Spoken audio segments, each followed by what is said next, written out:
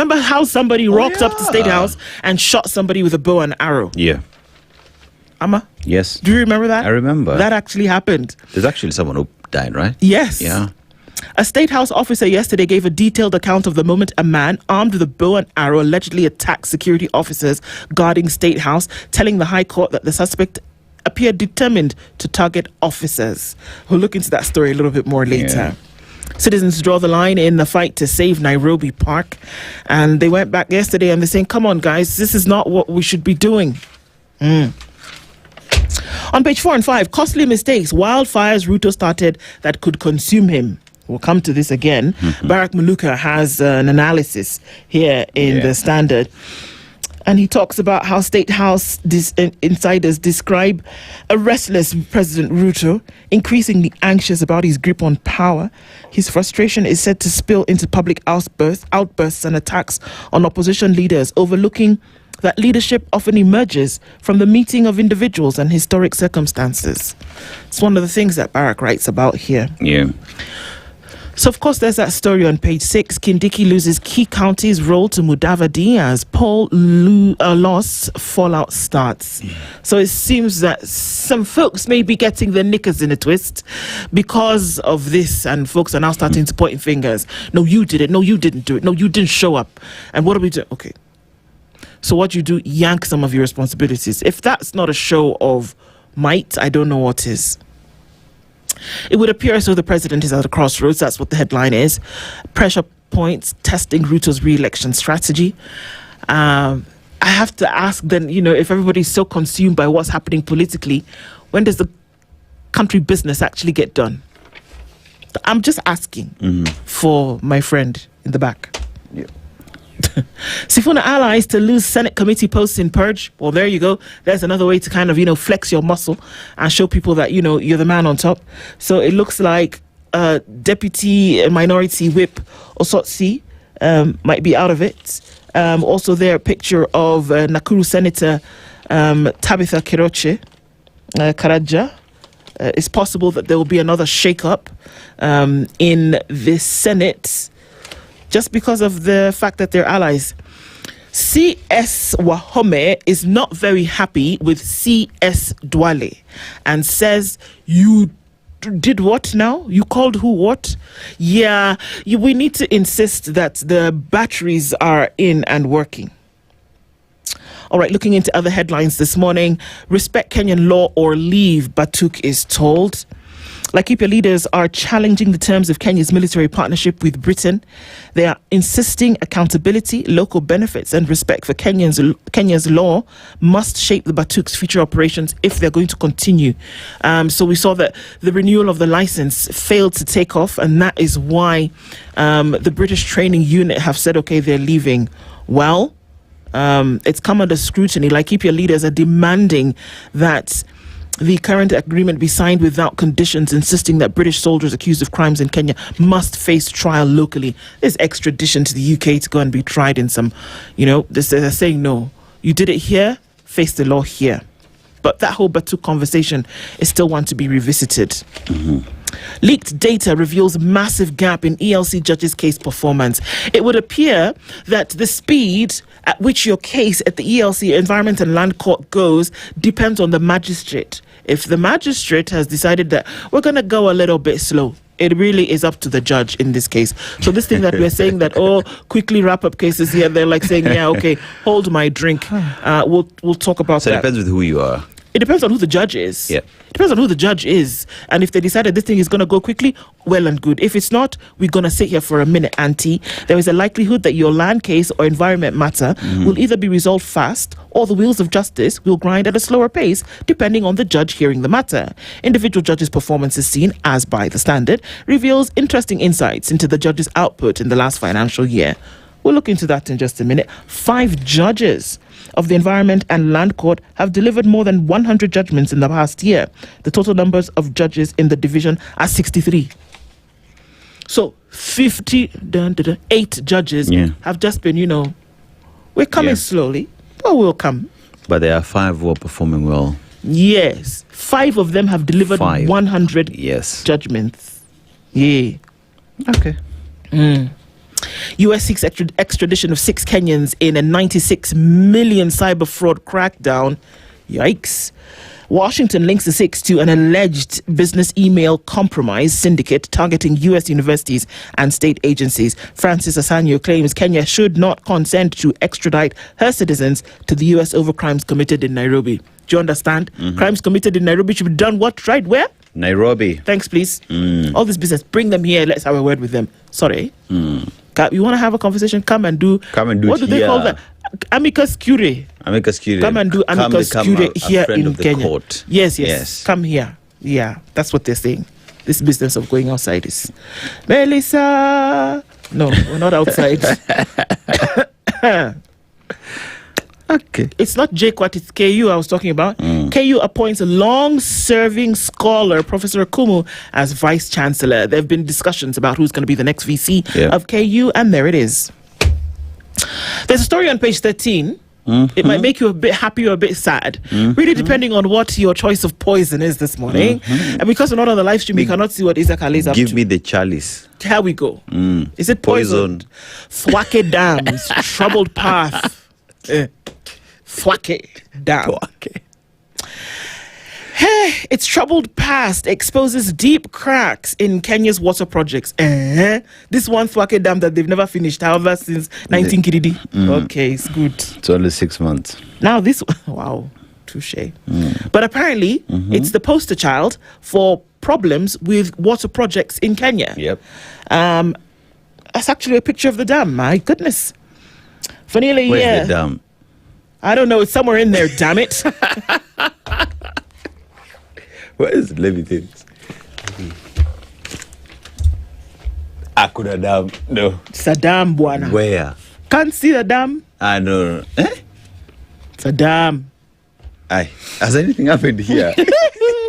So you open your eyes. What's wrong with you? I am trying. Can't see a dam. If imagine I have minimum niko na macho nne. You are even can't see. assisted. You're even sight assisted. You can't see a dam. Sasa unaona shida ya watu. Wanakuonyesha dam tu uoni. I don't understand what's wrong with you. Wait, or was this photo taken from space? Rough. Anyway, it's a poster child for the problems we have here. In the water sector in Kenya. That's the headline, not me saying it's the headline. The opinion pages today, carried by my friend Jerry Njihira Gitai. Why justice has not been fully served by Obado's conviction. Now, I am not going to tell you what the cartoon is today. Yes. I need you to go and get a copy of the Standard and have a look at the caricature today. So that you not come and be that daughter of Engineer Okoh is the one who told you. Go and find it for yourself so that you can understand what it says. Yeah. Look into the opinion pages, as well as Fidel Amakia, who talks about Ghanaian geopolitical and security analyst. He's a founder of the DefSec Analytics, and he talks about how Trans-Saharan pipeline will impact regional dynamics. Yeah. I want to get onto that real quick. All right. So that's what kind of looks like in the Standard this morning. Yes. So let's do this. Acha tuchukue break. Yeah. Alafu tukirudi. Tunachukulia break hapa. Yes. Kwa sababu machine imefanya ile kitu. Oh no. Yes. Okay. Acha tufanye hivyo, and then we'll come back. Good. Yes. Good morning. That's what the headlines in the Standard looks like. Get yourself a copy of the Standard newspaper today, and you can also get a copy, of the Standard e-paper, www.standardmedia.co.ke. Back with more in the headlines after this.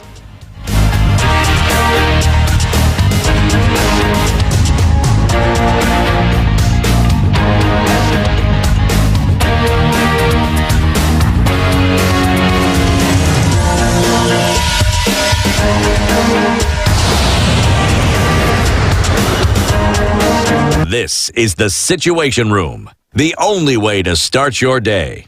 Traffic.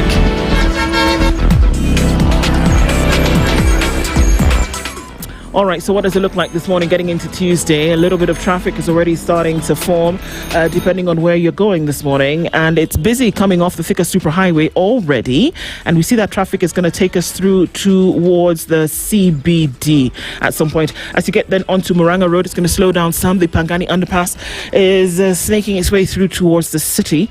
There's also traffic that's coming off of North Airport Road, heading towards Mbakasi, slow. And the Southern Bypass looks good this morning. As you come off of Ngong Road, getting towards the CBD as well, I think we'll be okay, at least for now. And as you get off of James Gishuru through towards Waiyaki Way and then out towards the Red Hill Link Road, nothing much happening here. So it's still, getting into it. Let's see what happens as we get into the morning. We'll talk and keep things moving. SpiceFM, KE on X, hashtag the Situation Room.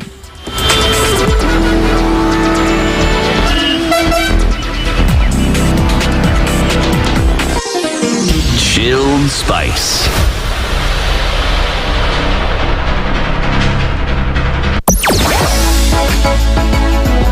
Sugar and spice and everything nice. Spice FM. Spice up your life. The weather with Spice FM.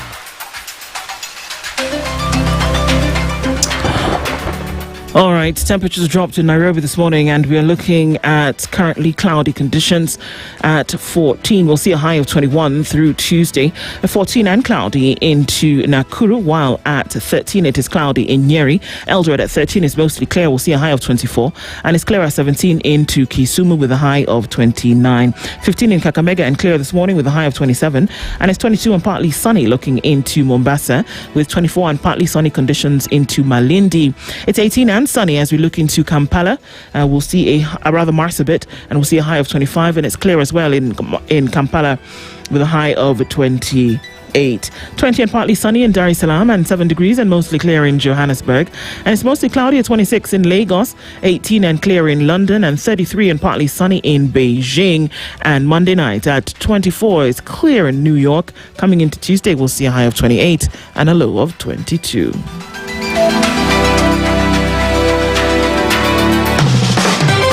The heat with endless entertainment on Star Times. Feel every moment of the action as the biggest leagues reach their thrilling finales. Recharge your monthly subscription to unlock a world of endless drama to enjoy Novella E, now available on your Nyota bouquet. Dive into blockbuster movies with the launch of TNT, your new home of big screen hits. And for the little ones, a world of non-stop fun on Cartoon Network, now on Star Times. News, sports, drama, movies, kids, and reality all in one place. All for you. To renew your subscription, dial *858# for self-service or get in touch with our call center on 0719 077 077 for customer care. Buy a StarTimes decoder at any of our dealer shops countrywide. StarTimes. Enjoy digital life. As a mother, my formula is simple. Happy change, happy child. And that's the Gentle Care promise. Unstoppable play needs a diaper that stays in place. Gentle Care slip-ons are designed to move with your little explorer to make sure their dreams are as unstoppable as their days.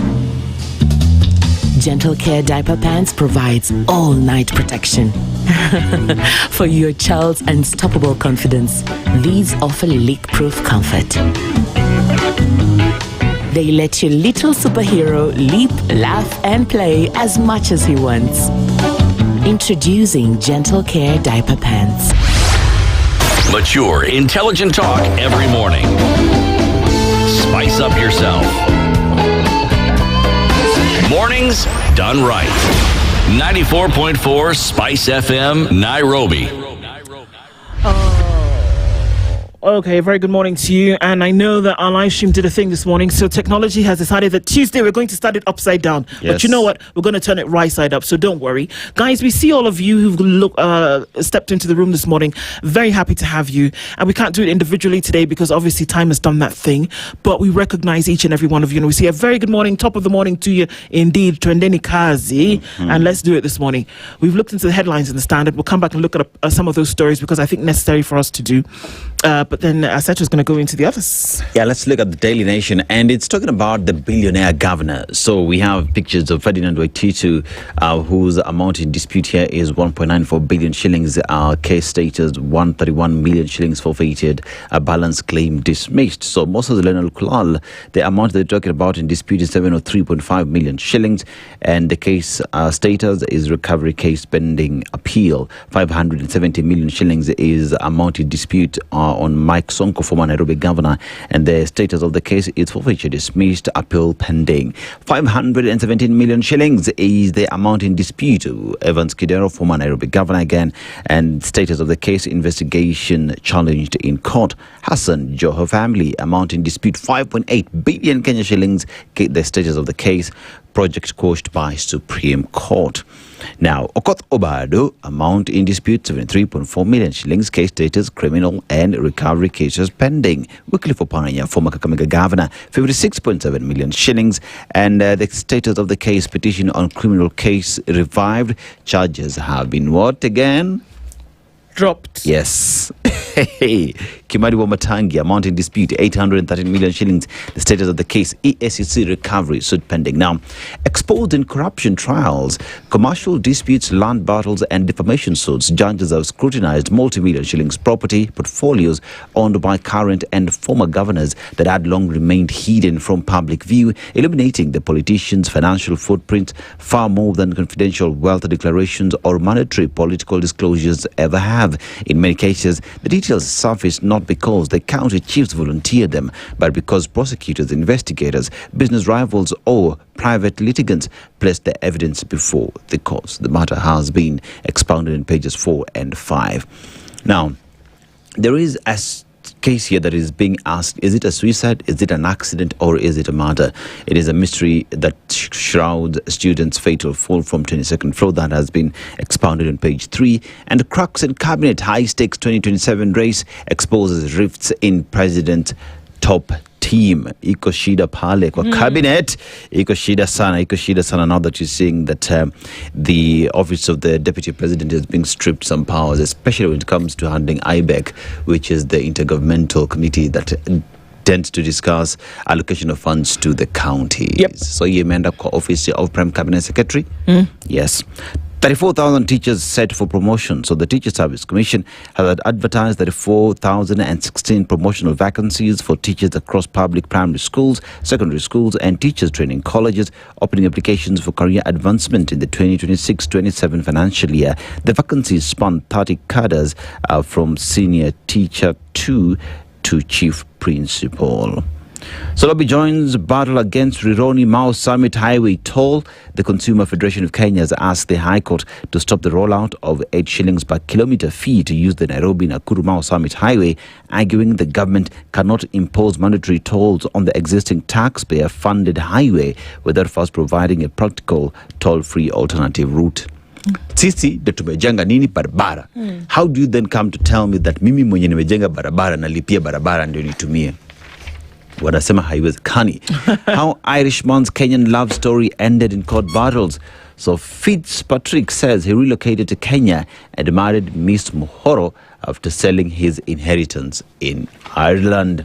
Mr. Fitzpatrick had no reason and has no reason to doubt me as I spent the money prudently in accordance with our discussion and agreement. That's according to Miss Martha Muhoro. Now, Mr. Fitzpatrick anasema pesa yangu imetumika vibaya.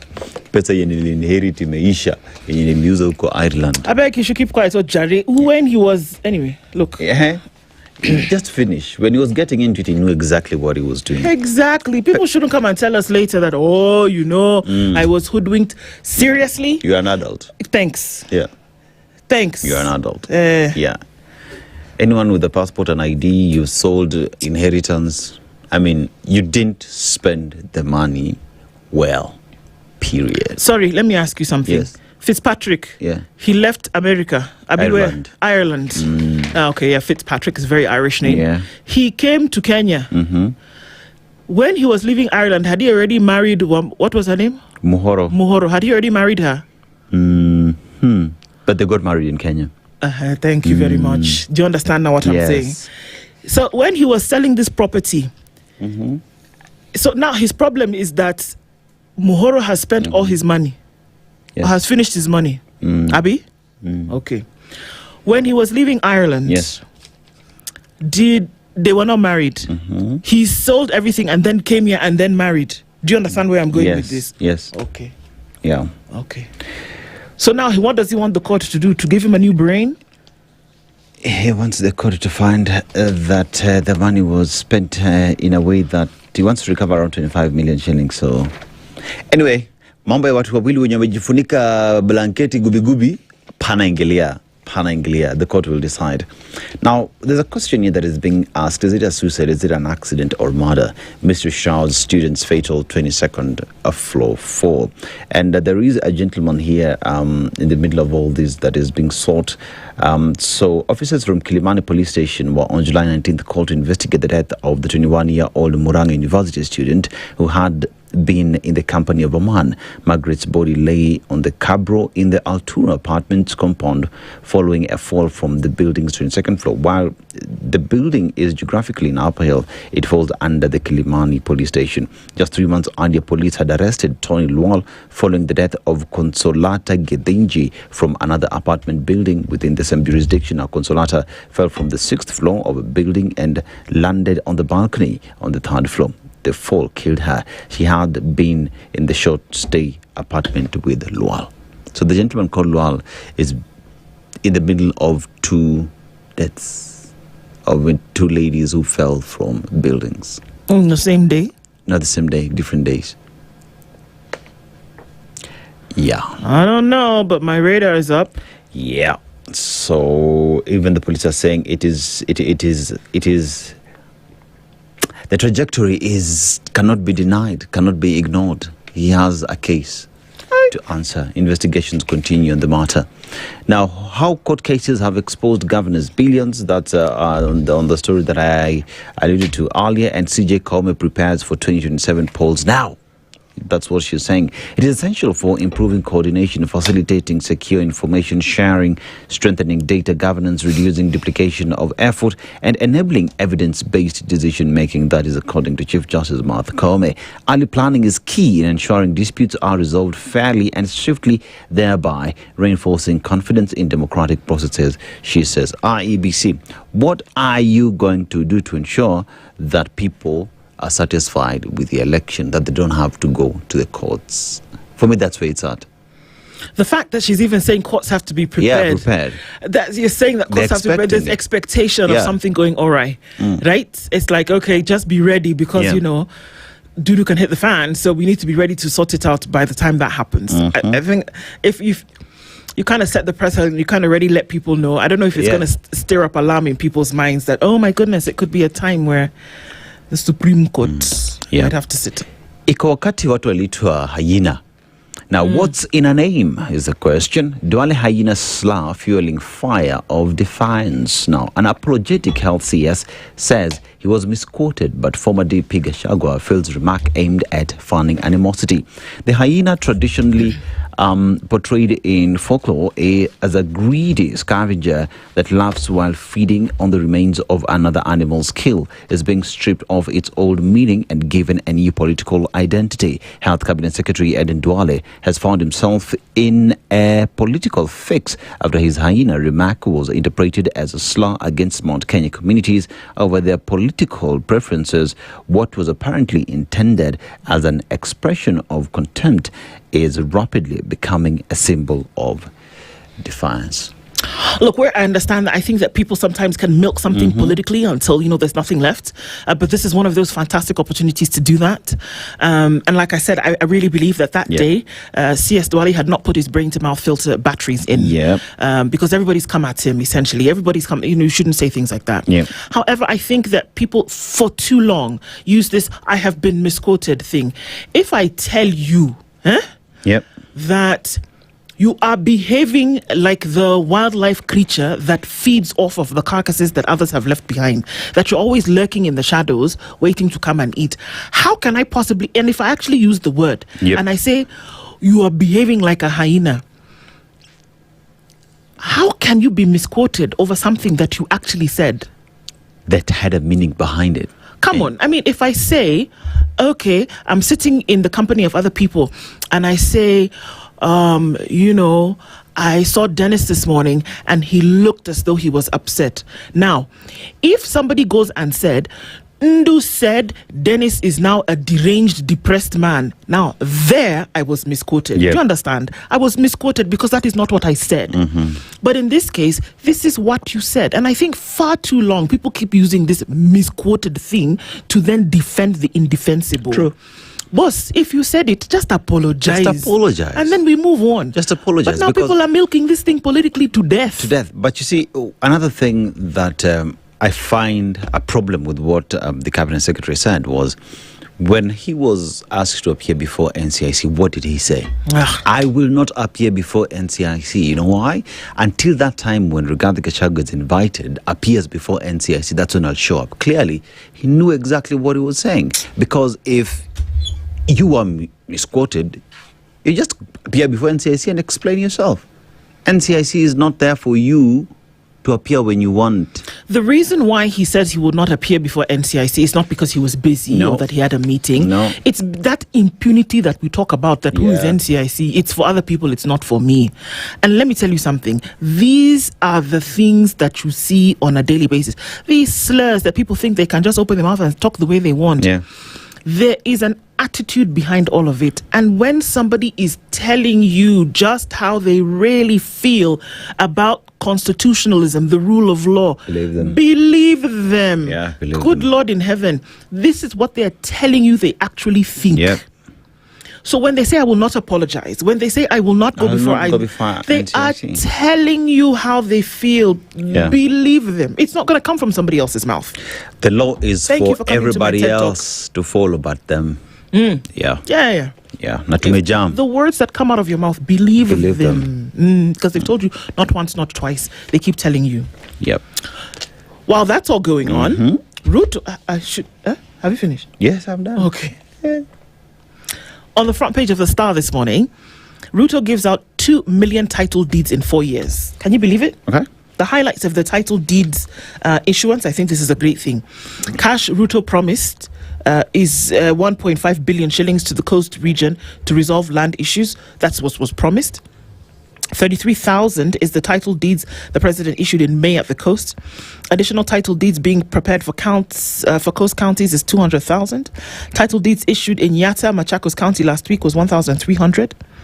Title deeds prepared by Kiumweri Land Company in Muranga was 4,228. And 148 colonial villages in Kirinyaga targeted for titling. Sindo? And there's a picture of a landowner there in the presence of Abdul Somad, the governor of Mombasa, with the president, His Excellency William Ruto. They're clapping. It's nice. It's good.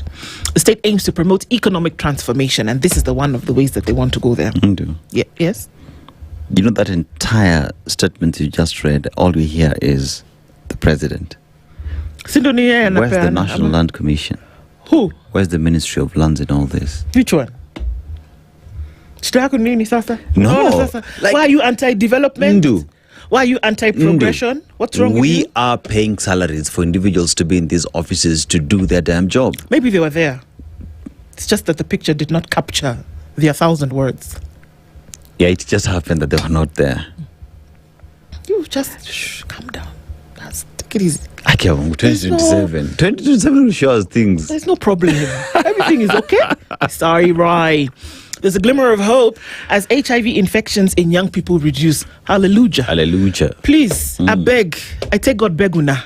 Not they do anyhow, please. If to say the thing don't bite you like that, the thing don't pepper your body, I beg, I take God beg una. Wear something, please. See, the numbers have been reducing. Okay, wear something. Let me tell wear you. something, I Strap beg. it. Don't be doing anyhow, I beg. Strap it. Don't be doing anyhow. I take God beg una. I de beg una well, I beg. It's okay. Don't be doing like that. Yeah. Please. The numbers have reduced. This is a good thing. To the young people, thanks for listening. Just continue like that. The numbers will reduce. Okay. Inside Matiangi, Sifuna, and Orengo plot to lock Western. Okay. There's a plot to lock the western part of the country. And I have a feeling that Karoli Omondi knows a thing about that or two. So will talk with us about that at 7. Bendera's rise to lead Coast top organization. Growing up in the coastal village of Mawembe in Musambweni, Kwale County, Mwanasiti Mohammed Bendera was no stranger to emergency hospital runs. Asthma attacks struck without warning, triggered by almost anything: dust, common childhood cold viruses, or even moments of deep laughter and tears. Her family regularly rushed her to the nearby district hospital, now Msambweni County Referral Hospital, and that talks about her rise through sickness when she was young. Now, a university has been ordered to pay an ex-aide 1.4 million shillings over an unlawful sack. Don't just go and be sacking people anyhow, because you know what? This is the University of Nairobi, just in case you're wondering. And it's the same Employment and Labour Code. This is probably one of those judges, there are 5 judges that are working hard. This is one of those cases where they've now said, hey, you dismissed him unlawfully. Pay him now money that you would have paid him anyway. Yeah, we're not doing again. Yeah, so that's kind of like what it looks like in those couple of pages of the Star this morning. Also, I wanted you to know that Mudavadi has flagged off a landmark program to safeguard natural resources in Kenya. This is very interesting to me. Okay. Because there's this huge resource, it's called the Nairobi Park. Yeah. Where they're building a Bomas facility, an adjacent facility to the thing. That would be a great place also to start for this program to safeguard. Yeah. I'm just saying that I think I agree. Perhaps, maybe. Yeah, or even the, is it the Meru National Forest? That one. Yeah, tunakata miti tuweke airstrip. Sindio? Yeah. Ziko nyingi. Do you also know there's a resource called Lake Victoria that has fish inside, where we know foreign vessels are fishing, packaging the same and exporting at the expense of the locals? Oh, blimey. Oh, yeah. All right, then. That's also a natural resource, but that perhaps maybe we should protect as well. Maybe it's in the plan. Yeah, maybe. Maybe there's a plan. And many other national resources. Yeah. Oh, there is also Masai Mara, right? There's another where we decided to block the path for wild beast and everything. So it's a natural resource. See, we've started a campaign to protect them. Leave Mudavadi alone. Nasema tu. Literally, leave him alone. Also, on the Business Daily today, as we come to the top of the hour. Puzzle of missing... Puzzle of missing 629 billion shillings in China imports in KRA data. 629 billions. Those are 2 SGRs from Nairobi to Mombasa. Yeah. Missing. Maybe 4. Because, we knew that the SGR was inflated. Yeah. Maybe 4. Wow. Yeah. So KRA can't find this money. But it must be somewhere. These goods that were purchased. So I reckon that if you purchase goods worth 629 billion shillings, we'd see them somewhere. It's not like sugar. I lost a kilo of sugar. They shipped 1.3 trillion worth of goods. But we only captured... Anyway, KRA's got a little bit of a job to do because they can't find these goods, and maybe the people who purchased them will then be able to tell us where they are, and so that's going to be a thing. China shipped 1.3 trillion shillings worth of goods. Kenya captured 672. There's a data mismatch, and it points to under declaration of imports. Who declares imports in this country of that magnitude? Perhaps that's where you need to start asking questions. Excuse me, uncle, how far? This thing where you write, if I know they work, that's now where you need to start and say, okay, let's look at the papers one to the other and say that's too much of money to be missing. Who offloaded the goods? Yeah. Kenya Ports Authority. At one point. Okay. Up on the Tuko. Good morning, everybody. 7 a.m. Spice up your life.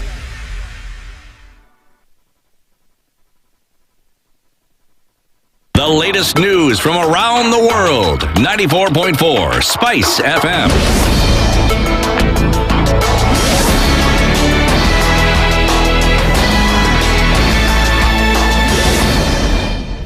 Good morning, this is the news. I'm Sheila Tambor. ODM has intensified its push for the deputy president position in the broad-based government, saying the position is non-negotiable if the party is to back President William Ruto's re-election bid. The ODM deputy party leader Simba Arati says if President Ruto runs on the UDA ticket, then ODM should nominate the deputy presidential candidate. The position was also echoed by National Assembly Minority Leader Janet Mohammed. As President Ruto is going for the presidency, we will also go for the deputy as a party. We will go 50-50. There is no shortcut about it. If we have no 50, there is no sorry. It's 50-50. If UDA produces the presidential candidate, ODM must produce the deputy presidential candidate so that the two parties can be together in the next election. So it's a confirmed position that we will go for the deputy president's position. Deputy President Kithure Kindiki, however, has indicated he will not relinquish the position easily, maintaining that he wants to remain Ruto's running mate in the next election. Kwa hivyo hii serikali muache mchezo. Hii ni serikali yetu, hatutoki, tunang'ang'ana hapa. Najua tumeongezeka, kina Oparanya wamekuja, wamekaribishwa, lakini hatutoki, hatuwezi waondokea. Tutang'ang'ana tukiwa hapa ndani, kwa sababu hii ni serikali yetu. Na hapo ndio tulisema, wiko ndugu wengine wetu walikuwa wanasema tuondoke, mimi nikakataa. Nikasema hatuwezi, because you don't build a house, complete it, furnish it, and then you abandon it. Alafu unaenda kuishi msituni. ODM has intensified possible contenders for the position, including Cooperative CS Wycliffe Oparanya, Mining CS Ali Hassan Joe, and Homa Bay Governor Gladys Wanga. The party says formal discussions with UDA are yet to begin, but a planned meeting next week is expected to set the framework for negotiations.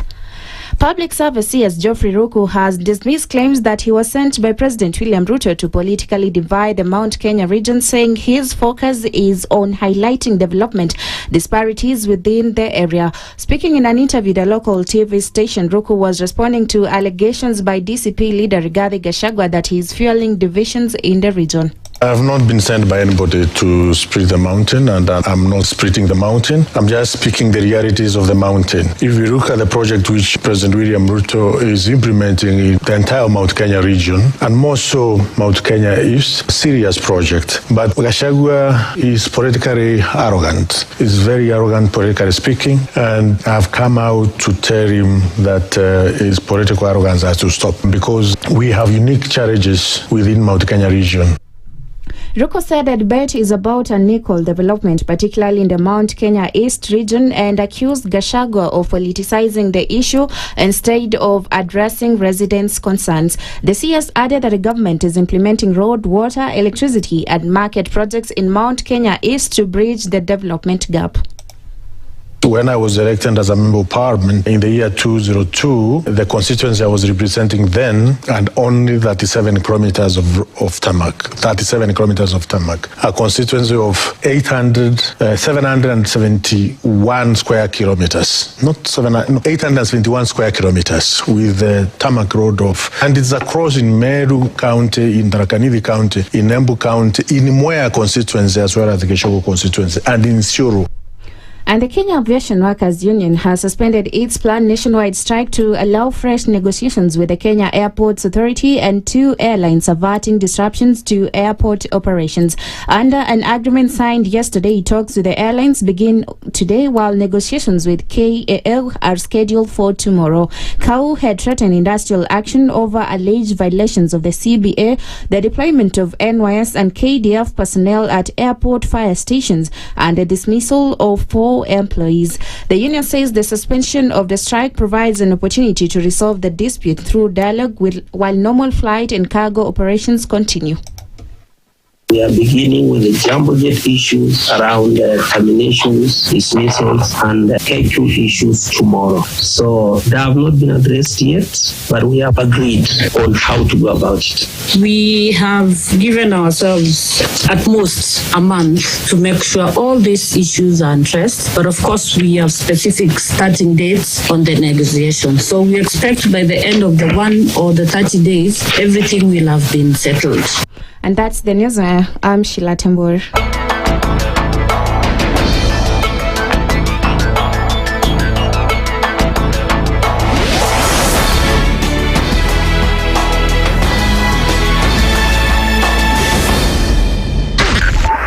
Spice FM, Nakuru. The following takes place from 6 a.m. to 10 a.m. every weekday on Spice FM.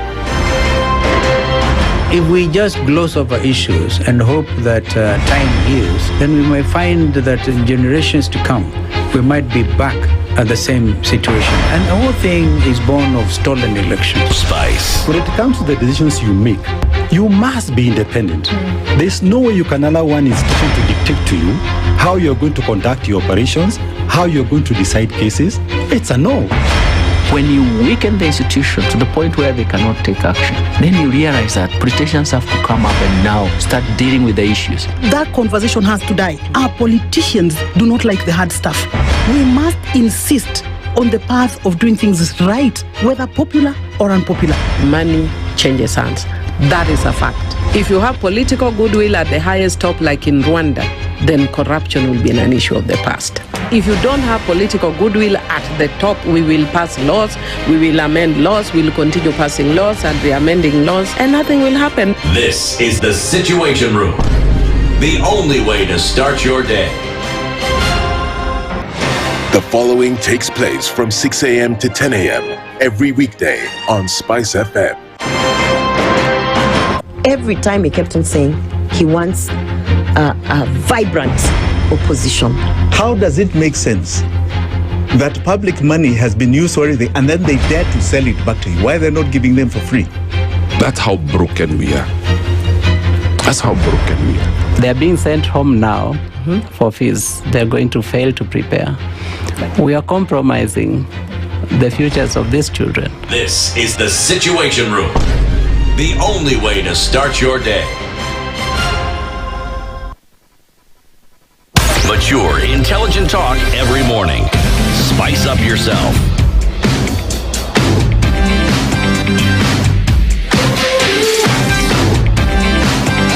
Mornings done right. 94.4 Spice FM, Nairobi. All right, a very good morning to you. It's 8 minutes after 7 o'clock, and we enter into the second hour of the Situation Room this morning. And we get into or continue with our conversations, things that are, continuing around the country. So, karibuni sana. So, a little bit of an issue with the streams this morning and a bit of technology here and there. But one thing that's sure is that we're going to struggle through it.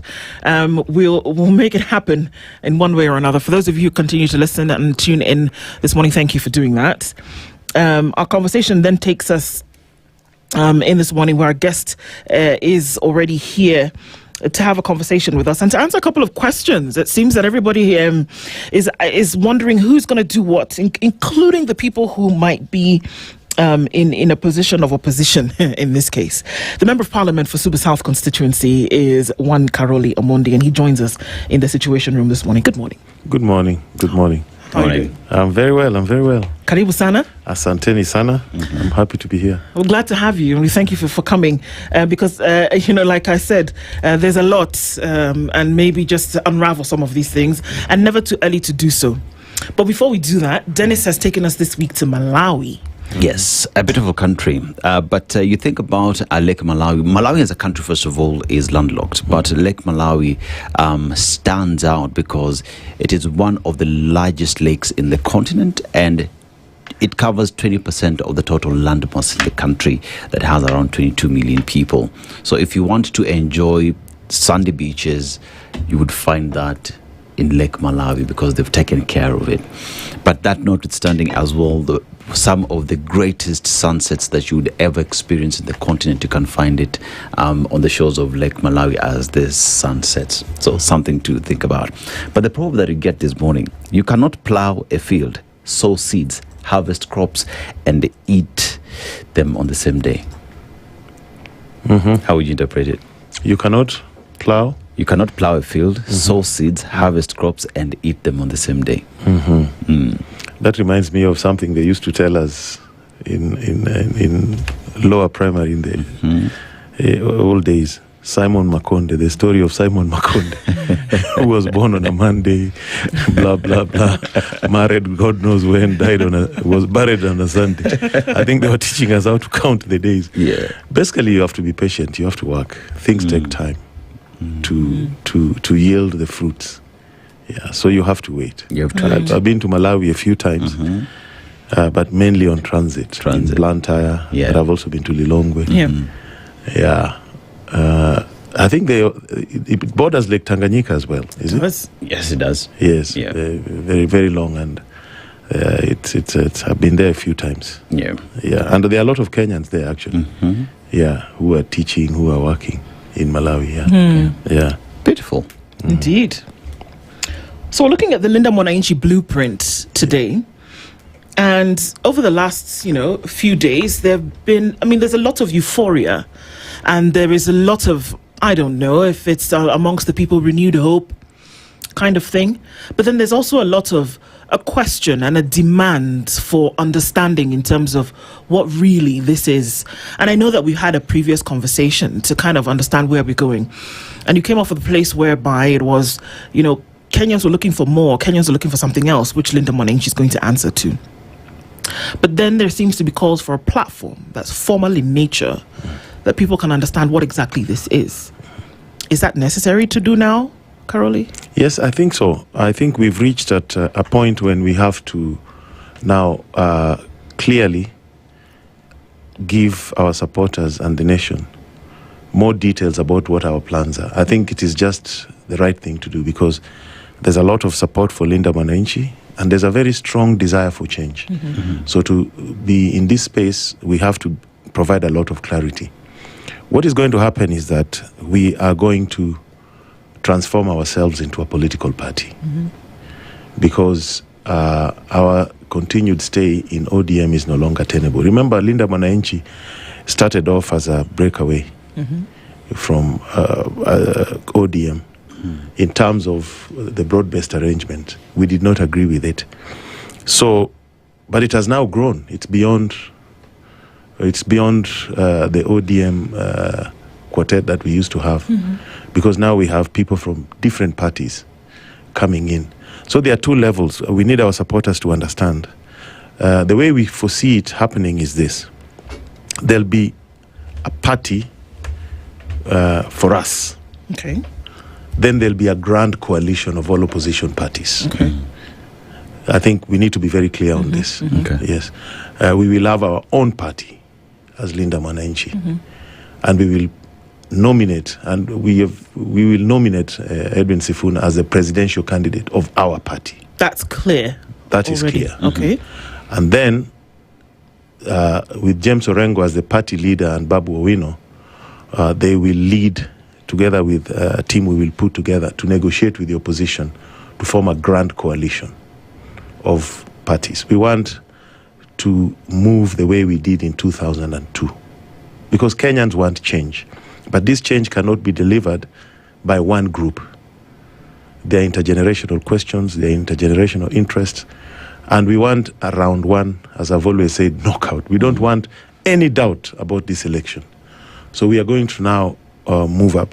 And people may ask, so what is Linda Mwananchi going to be anchored on in terms of ideology? Linda Mwananchi is anchored on something we call social market democracy, or what others call social market economy. There are three pillars when you talk about social market democracy or social market economy. One is democratic governance. Two is free enterprise, free market. And the third pillar is social justice. So we are going to be anchored on social market economy. Basically, we are a bit to the center left of the political spectrum. And on Wednesday, we are meeting this week. We are putting together the elements of our manifesto. I always hear President Ruto say we have no plan, we are clueless. He will be surprised. We understand this better than he does. And somebody who has worked with us, he should know that. Yes, he should know that. We worked with him in ODM, he should know that. We understand what we do. So we are going to be a party of center-left, promoting social market economy principles founded on democratic governance, free enterprise, and social justice. Yes. This is not, from what I'm hearing you say, that this is clearly planned out, that people know what they're doing. Yeah. So it's not a bandwagon. But it appears as though, for a lot of people, it would appear as though it's the flavor of the month. As late as of yesterday, there are people who have joined. People who are saying that we're going with Linda Mwananchi. How will you demarcate the difference between something that seems as though it's just popular at the moment, that people can ride on, as opposed to something that is directed squarely and clearly for change? There are two elements to it. You see, there's the leadership level and the support level. At the support level, you really, every vote counts, and there's equality of votes. Okay. So at that level, whoever comes, I mean, we have no control. But at leadership level, there are expectations Kenyans have, expectations of change. And we are aware a lot of people will come, opportunistic ones, those who are ideologically inclined. There'll be many people. But we want to break away from the past. We want the politics to be a little different. We want to respond to the aspirations that the current generations have. We want responsible leadership. You see, one of the biggest problems is that most of the leaders are not fit for purpose, to be honest. Yeah, to be honest.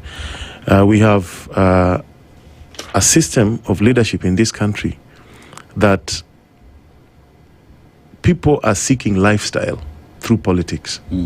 It's not public service. They are more concerned with, I want to be a big person. I want to sit on a big chair. I want to drive a big car. I want to have power. When I go somewhere, people recognize me. It's not that they're interested in public service, or they even have an idea what public service is. So we want to break from that. And we want to encourage young people to offer themselves for leadership positions. You know, the MCA position, people take it lightly, but if you look at the salary of an MCA, it's almost that of a university professor. So why do you elect uneducated people to that position with that kind of salary? And it is so important at that level, if you want to take devolution and development closer to the people. So we really want to be careful who we put in leadership positions. But this is a democracy, you know. Somebody may come a crook, he's popular, guys will vote for him. But we want to have a conversation with the voters and ask them, please give us educated people, people who are public spirited, and people who can work for you. That's what we want to do. Crowley, you look at Kenyans, especially those that you've met during your rounds across the country, and it is a push that Kenyans say, we want things to be done differently, you know, because many say there's no way as a country we'll keep on doing things the same way and expect different results. And with this, then there is then the conversation of how then political parties become the first sieve of individuals who will be running for office. Because then again, if someone is coming in with questionable character, questionable background, what then is the responsibility of a political party in ensuring that those that they offer to the public, those that will carry the ticket of the party, are individuals who the party can stand by and say, this is the best that we are offering to you because we've done the burden of sieving and separating the chaff from the wheat. You know, I've always argued that our political parties have failed in what they were supposed to do. Unfortunately, there's a lot of money, by the way, being spent on these political parties under the political party funding. Do you know they are owed 72 billion? I think it is a crime. I've even moved an amendment to the Political Parties Act in Parliament so that the financing of political parties is tied to actual election costs. That is how it works elsewhere. In this country, they've put a percentage of the audited revenues that is then shared among political parties. So you find a political party is claiming 4 billion, 5 billion. Political parties are private members clubs. They are not different from Nairobi Club or Gor Mahia Football or AFC. So why is the taxpayer giving them 5 billion when there's no capitation for university or we don't have medicine in our hospitals?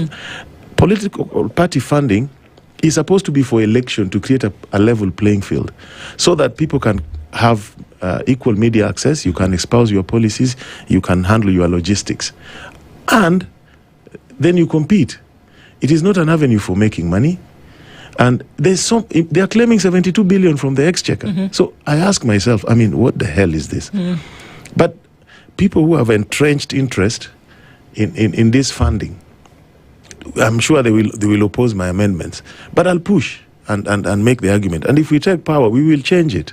Because you cannot have political parties as avenues for self-enrichment of individuals, because that is the system that we now have. Political parties have failed us because even though they have this money, political parties don't vet who comes, most of them. A few try here and there, but we don't have that strong vetting. As Linda Mwananchi, there are a lot of people, we just see they've printed posters, they've joined Linda Mwananchi, they come to rallies, yes, claiming, okay, we will run on Linda Mwananchi. Of course, we can't stop them. It is their democratic right. But for us, we are very careful. Yeah, you see, even the people we put forward in our podiums. Yeah, I mean, you must see, even we are struggling, even, we are still short of ladies. You can clearly see that. Yeah. But the few we have are quality. Yeah, Faith Odhiambo is as they are type of politicians we don't want, to be honest.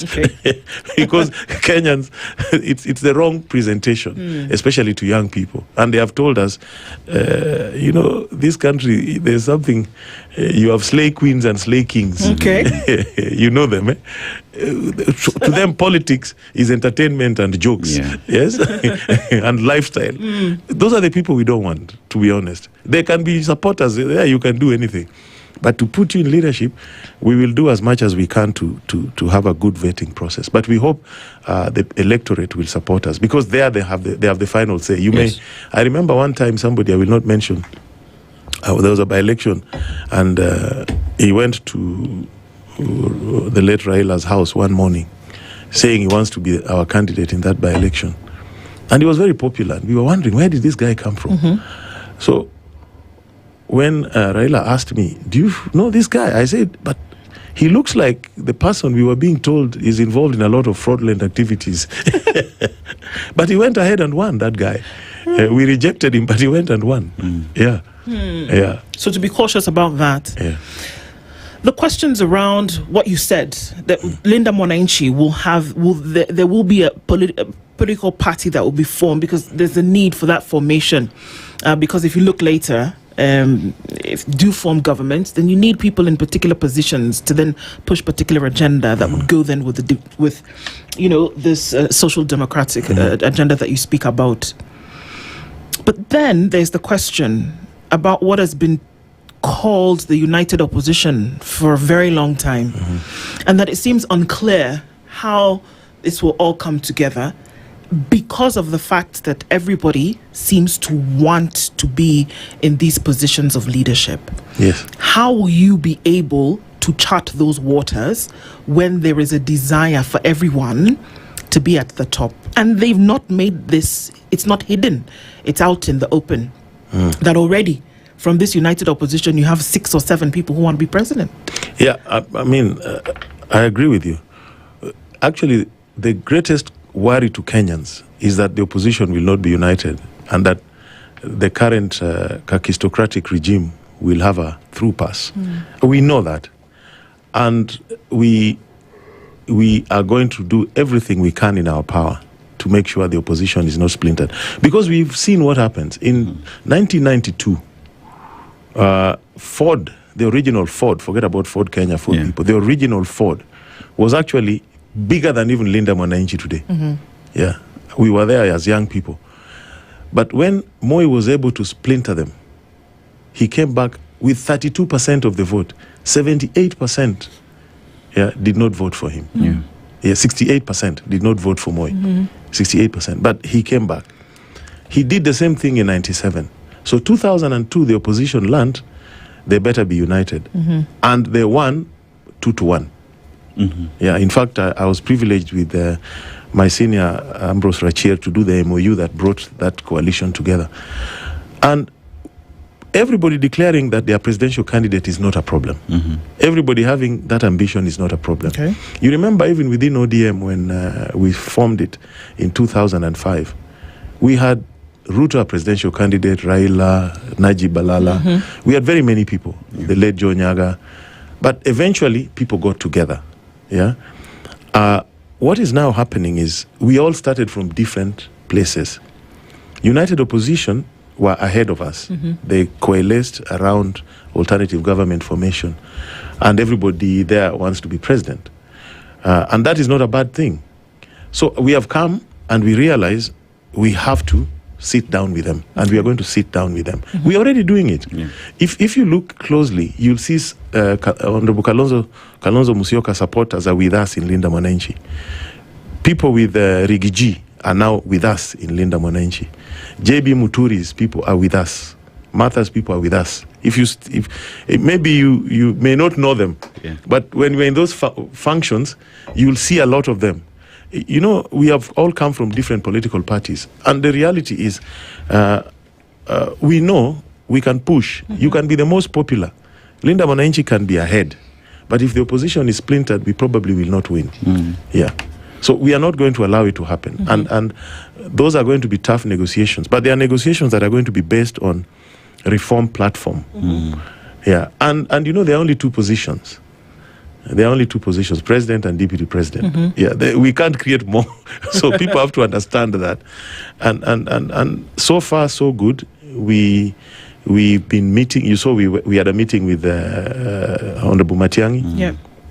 We are meeting Kalonzo this week. We will meet Rigiji. Actually, we've had a lot of informal discussions with him. I spoke with him last week. You know, everybody has been spending time telling us how bad Rigiji is or how bad the Kikuyu community is. We don't buy that kind of nonsense. Yeah, and it's so unfortunate what Honorable Duale said. You saw what happened in India when they called young people cockroaches. Yes, I mean, it is very bad statement. For us, we don't see an impossibility in terms of engaging anybody. We see an opportunity to bring Kenya together. So we are going to talk to them, and I believe we will find a formula. A winning formula, but based on reform, a platform of reform. People have to sign off to that. That we will do A, B, C, D. It's not just coming together to take power.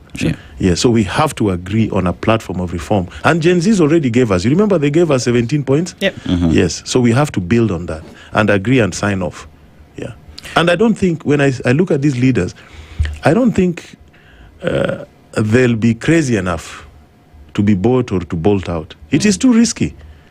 It is too risky. If you are not with United Opposition or Linda Mwananchi, or if you try to do something else, like going back to where we are running away from, you are on your own, let me tell you. I mean, with the meetings you've had with Kenyans, there is a message. There is what Kenyans are communicating, and that is change. We want things to be done differently. Now, with that, then, that Linda Mwananchi has taken that to be the clarion call. This is the foundation within which we are forming the party, foundation within which we are forming our agenda. Our manifesto will be anchored on what 17-point agenda you say the Gen Zs gave.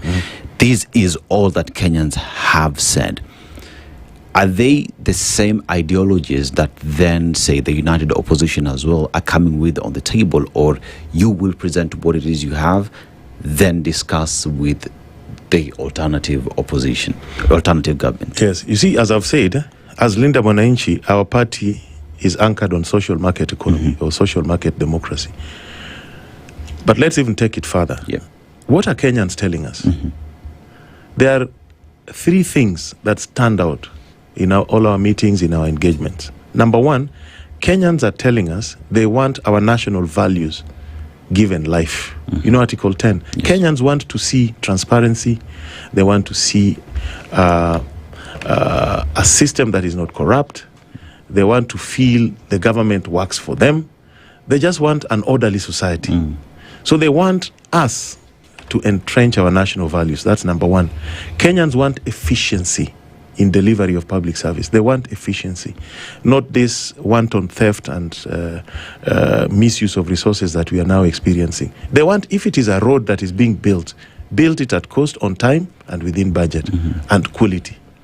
You know, they want efficiency in delivery of government and services. And finally, they want accountability. Kenyans don't want people to steal and run away, people to do things and not be accountable. Those are the three things they really want.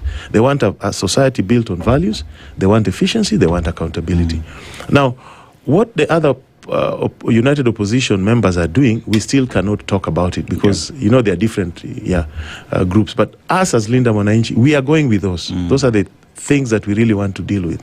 Yeah, we want to insist when we're on that table that we want accountability, we want efficiency, and we want national values entrenched. Because there's no point telling people you will build a road, you'll build a stadium. Those are useless things. Or we will put a factory here. Be efficient. Practice your values. Create a government that works for people. Those things will come. Yeah, you know, people, that's why I was telling you, President Ruto talks about manifestos, that we don't know what we are doing. His manifesto is just a story telling, oh, we will put this concrete here, we will put this bridge here. That's not how you build a great nation. You build a great nation on values, on efficiency, on accountability. That is why our manifesto will be very different from what he thinks. And then he will realize he didn't know what he has been saying all along. Yeah. We want to be very we know what Kenyans want. Kenyans can build their own schools. They are private people who have schools. But why are Kenyans not having jobs? Because somebody is stealing somewhere. Because somebody is overpricing government projects. Because somebody is refusing to pay when you have done a contract or work for government. So you are stuck. Because somebody has mismanaged the economy, the interest rates are so high. Why are the interest rates high in this country? Why is the cost of power high? State capture. Those are the things we need to deal with. Yeah, the structural issues. Yeah, free. When we talk about free enterprise, state capture, deal with it. That is why we have high cost of power, because the people who are producing power are the same ones making decisions on the sector. Yeah, so we want to clean them. That's what we mean by accountability. Yeah, and we are telling people, if you've been stealing, we will come for you. Because we are not going to fight corruption the standard way. The judiciary must be ready. If we take government, we are going to have a multi-task force supported by foreign experts and local people to do financial tracing, to present evidence, that incontrovertible evidence, recover that money. Today, you know what they've done to Kenyatta University and University of Nairobi? They've stolen so much of land from those universities. We know. We will get it back to the universities, and people will see it. It's not just a story. Yeah, because you see, people have been getting away because there's no serious government to do the investigations. Yeah, if we don't do that, Kenyans will never forgive us. They'll never forgive us. We will do it. Yeah. Okay, we're with Karoli Omondi this morning. Let's take a break and we'll come back. There's a lot of euphoria that came off of the weekend, and there were large crowds. We want to understand what that large crowd means and beyond what we saw. And then try to understand what it actually means to you who are seeing those crowds, and whether you're satisfied or with that showing and what it actually means. We'll continue with this conversation when we take this short break. We'll be back with Karoli Omondi after this.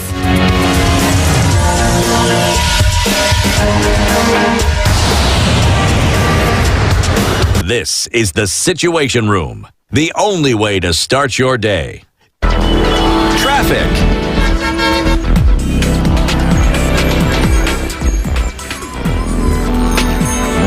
All right, we are in traffic hour this morning, and on the Thika Superhighway coming into the city this morning, well beyond the Outer Ring Junction. Traffic getting into the city will slow down as you get towards the Drift at Survey and then on towards Muranga Road, and it slows down even more as you get towards the Pangani Underpass. And then into the CBD is where most of the action is happening this morning. It's busy on Langata Road as you cross over and then head over towards Uhuru Highway through to Nyara Stadium. And on Jogo Road this morning, coming in from Outer Ring, crossing over from Anyanja, we're going to get over towards Landis with some traffic that heads towards Haile Selassie, so that's busy, as well as North Airport Road that heads towards Mbakasi. In and outbound traffic there is already busy, and Outer Ring is a beehive of activity this morning, so we are in traffic hour proper. Let's see what happens as we get into it. If you get stuck somewhere, do let us know. Spread the word and keep things moving. SpiceFM KE on X, hashtag The Situation Room. Mature, intelligent talk every morning. Spice up yourself.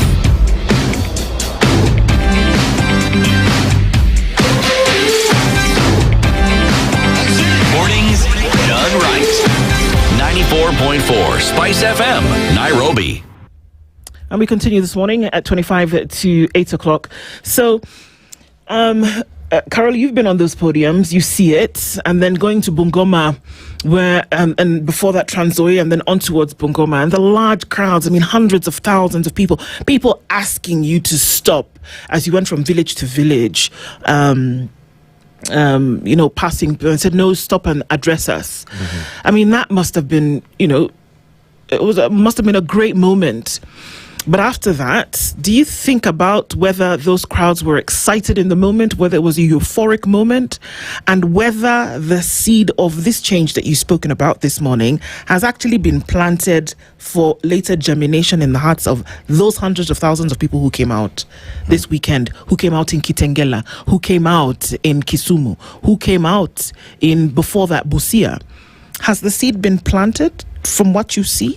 Yeah, I think we are just responding to what Kenyans have all along wanted. Look at what we did in Taita Taveta. When we went there, Mwatate, Undanyi, Voi, you saw the crowds. And Kitengela, you've mentioned it. You remember Kitengela was very heavy. At that time, we were being fought left, right, and center. Kitengela, they even tried to attack us in the church where we went to pray.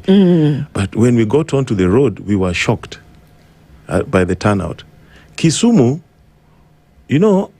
they tried to block us.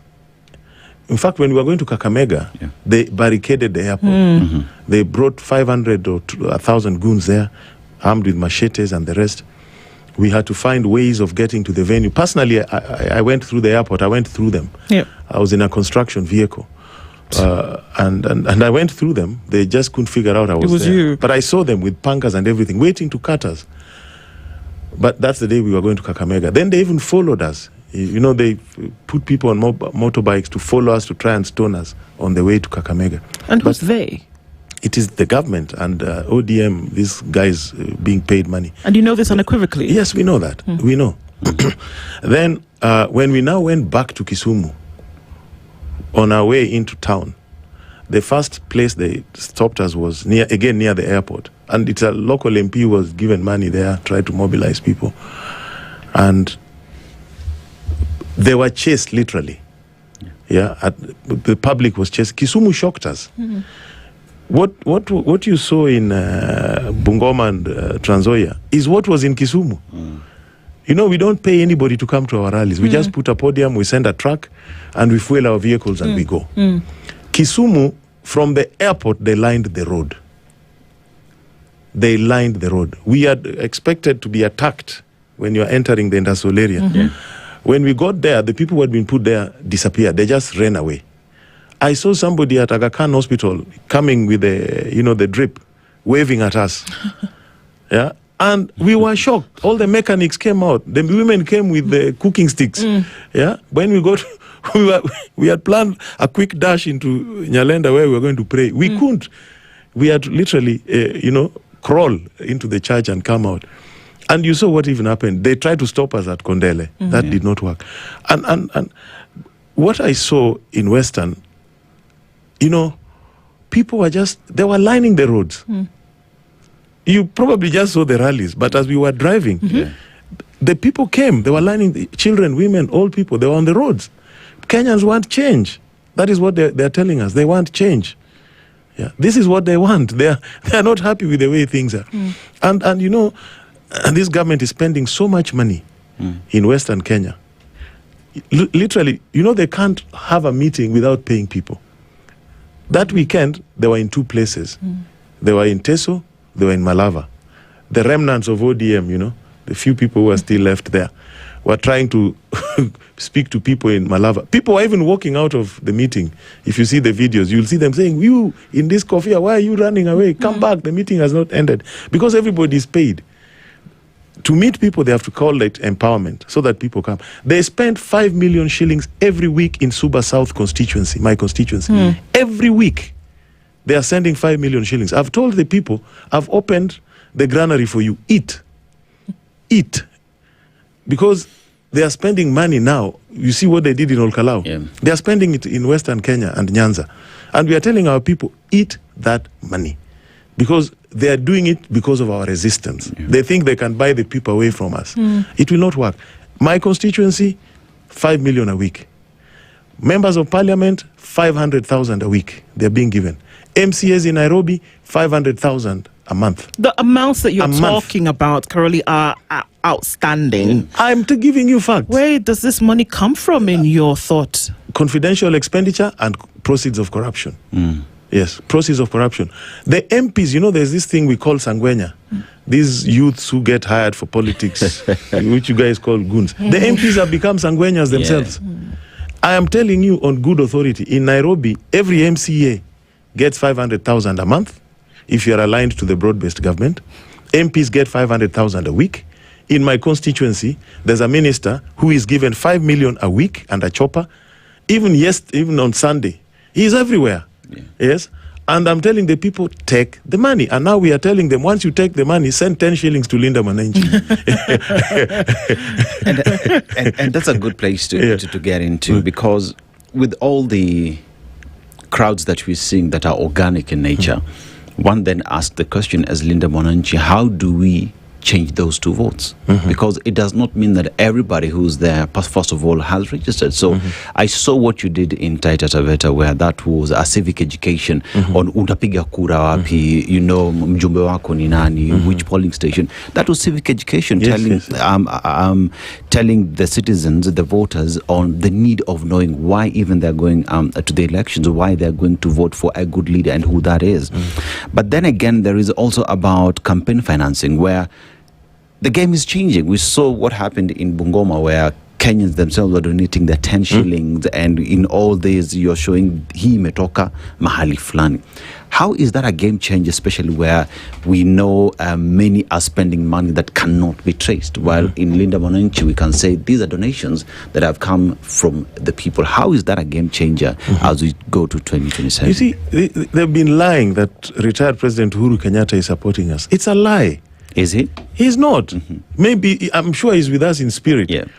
But other than the fact that he's the chairman of the Council of Azimio, where I'm the Secretary General, there's no other connection.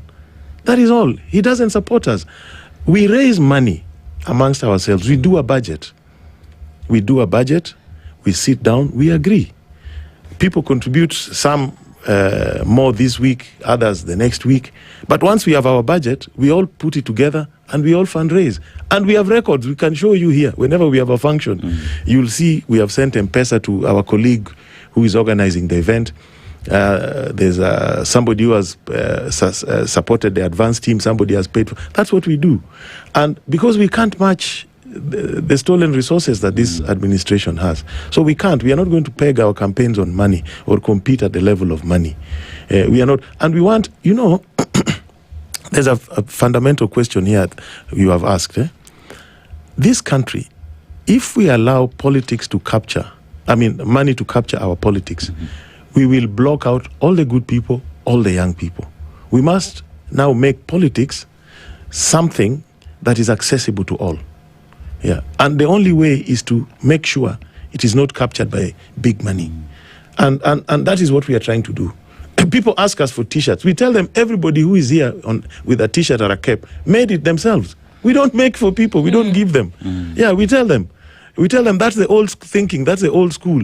Yeah, where we come and we flood you with coffees like ODM is doing. You know, they were given 200 million to make branding. Yeah. Those things. Yeah, they were given. So, whereas we don't do that, we tell you we will give you the prints, we will give you if you want, but you go make your own T-shirt. That is how it happens in other jurisdictions. You support your party by buying their paraphernalia. Yeah, but as we just allow guys, this is a slogan or this is it, make your T-shirts, make your... How is the ownership by Wananchi now that you see they're the ones who are funding the campaign? Yes. When it comes to even the prints that you're talking about, it is them who are doing it for themselves. How heavy does the responsibility then become to the those elected to deliver, because at the end of the day, Yes. your campaign is funded by the people. Yes. It is the agenda from the people. It is the people who are telling you, we are the ones who are putting you there. How heavy is the responsibility then when you look at Wananchi in terms of delivery, as opposed to the old way of doing things? We will give you t-shirts, hats, we will pay for your transport to come to our meetings. You see, number one, I've always asked my colleagues, I always ask them. In fact, I remember the day on the eve of going to Kisumu, we went to pay our respects to Baba in Bondo. So when we were when we were at Bondo and we were talking to the family, I asked my colleagues, do you people really understand what this is all about? Because if we don't deliver, first Gen Zs will put our foot to the fire. If you don't deliver, the consequences will be dire. I will get the clip and show you. Because we understand it. We know. And that is why people are willing to engage with us at no cost, in fact, at their expense. And Obama, was not funded by the big boys when he first ran. Actually, it was small donations, $20, $30. That's what propelled him. And we don't want a lot of money. Yes, we just want to do our logistics. Yes, we just want to do our logistics. And we are going to encourage people to volunteer. There's some guy just called us randomly.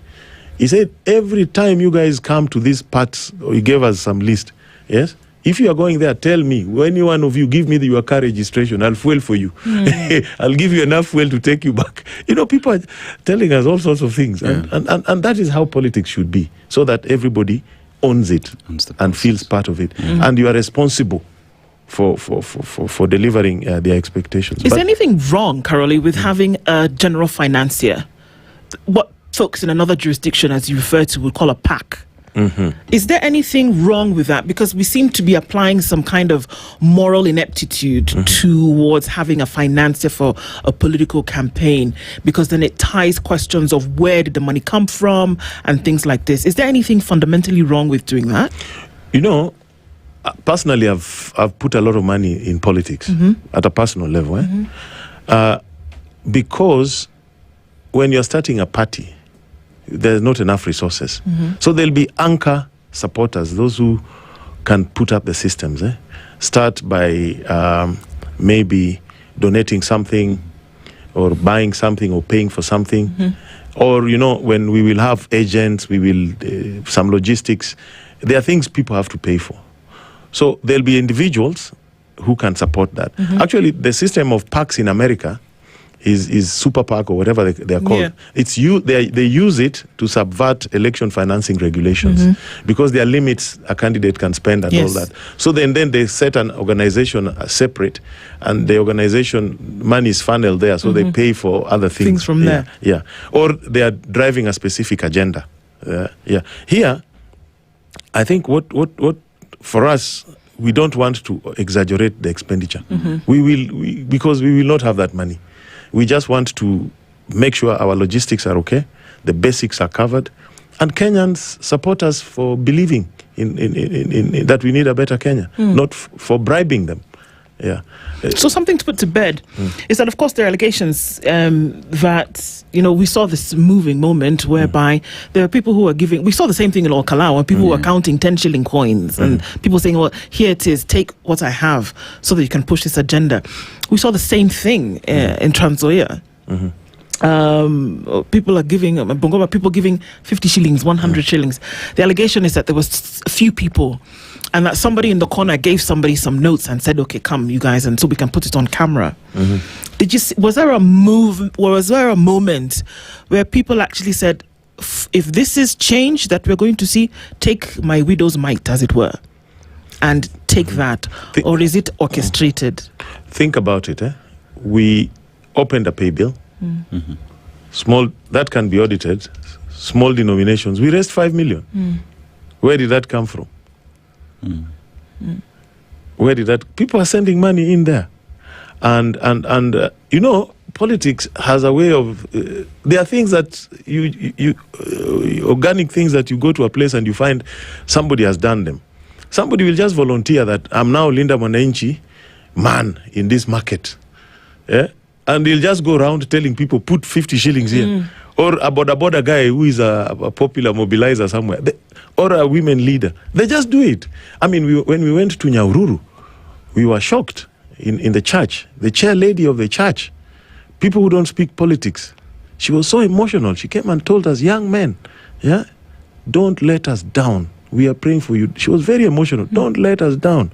We need change. Yeah. And she said, hata kama ni shilingi 200 tutatoa. Yeah. When we're in Nyahururu. Yeah. So people will give that money. There's nothing being orchestrated there. People will, if they believe in it, they will. But I must thank the people of Olkalau, really. They were impressive. Because again there, even as Rigiji was campaigning, a lot of our colleagues were going to Olkalau. We were supporting each other, yes, because the MPs had wards and they had different areas and things to cover.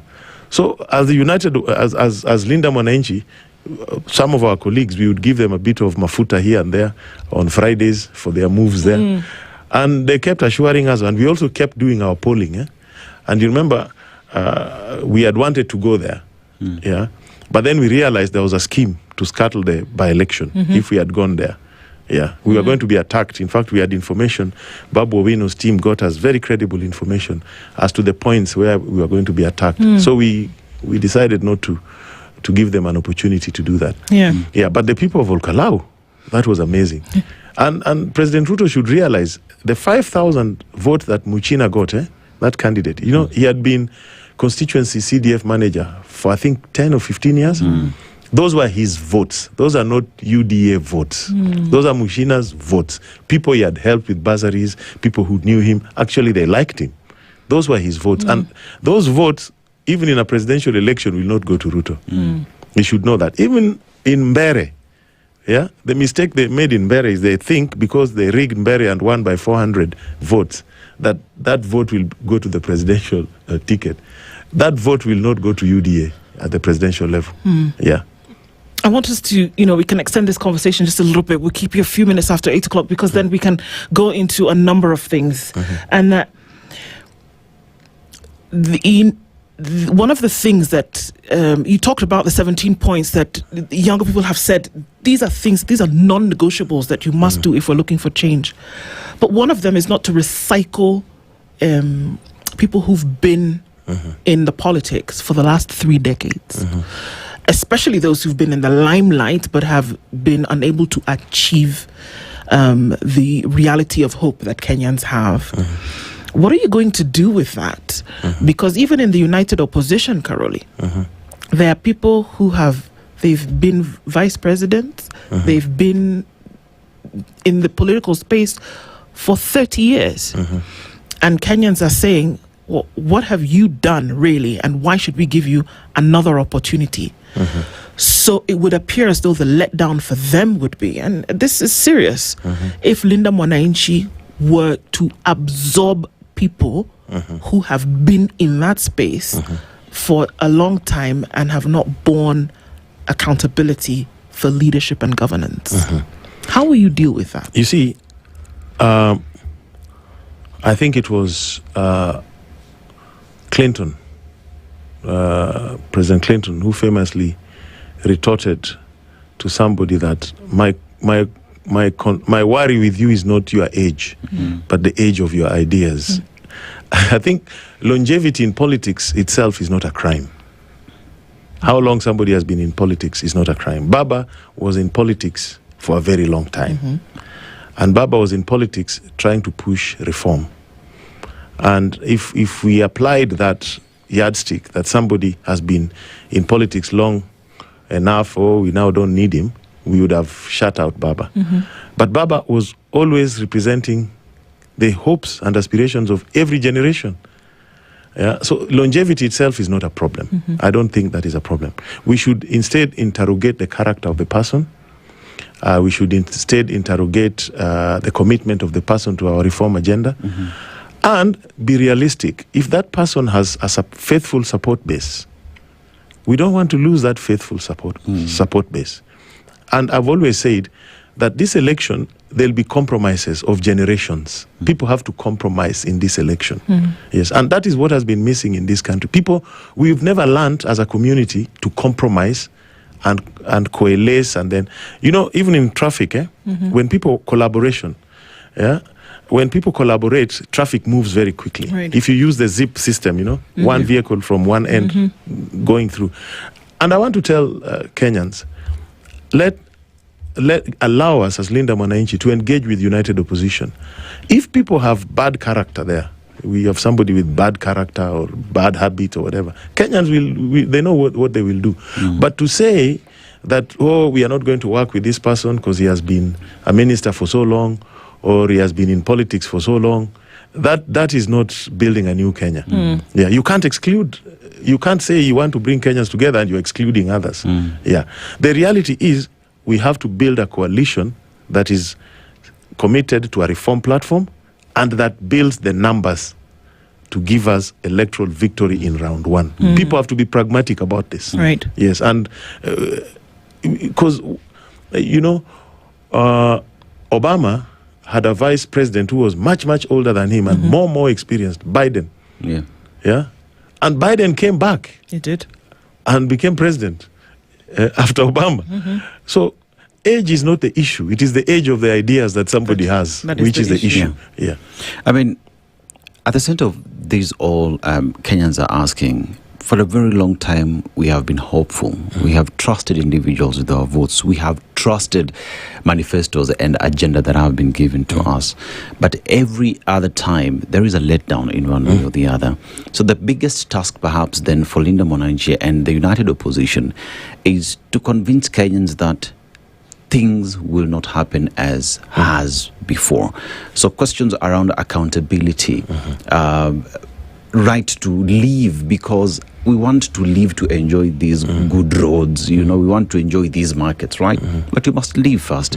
So what are some of the non-negotiables? What are some of the promises that Linda Mwananchi and united opposition is telling Kenyans today that even as we seek your votes, this is what we promise you we will deliver, and we will not go against this promise? Yes.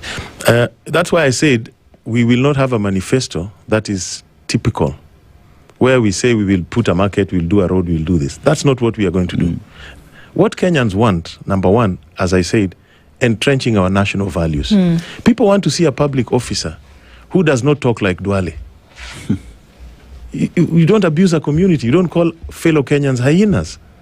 That is what Kenyans want. People just want leaders who respect them.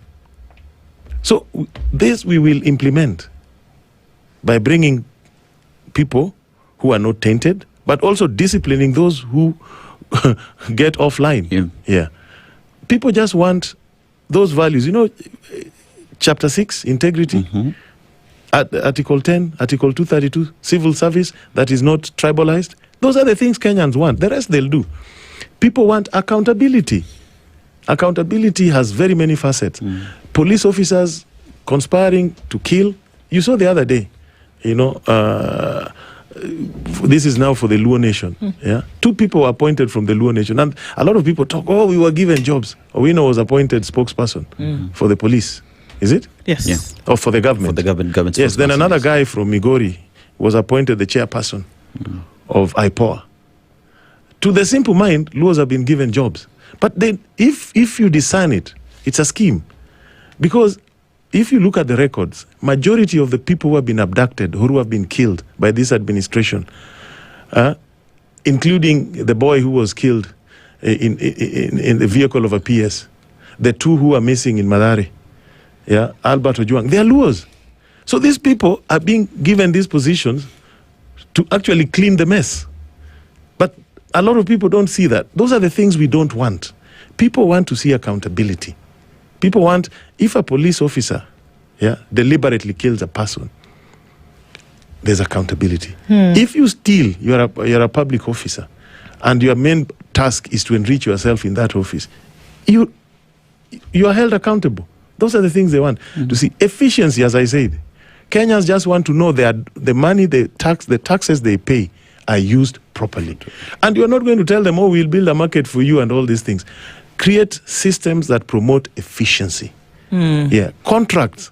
Like now, the affordable housing they are building. What is all this? It's a scheme. There are those who are selling cement and steel, making money that way. There are others who are taking 10% from the contractors. And as we speak today, a lot of financial tracing has been done by civil society out of affordable housing framework. Money going to South Africa, money going to... We know, we have it. So just give us the power and we deal with them. We will bring back your money. Yeah, we know. Yeah. Let's go into a little bit of the how. You just give us a few more minutes, but I want us to go to the news and come back, because then we also have an ODM question.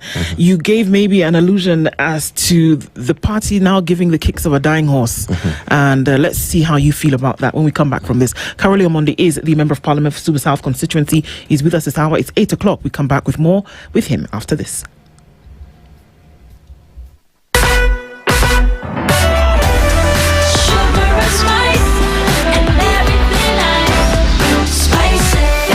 Spice up your life. The latest news from around the world. 94.4 Spice FM.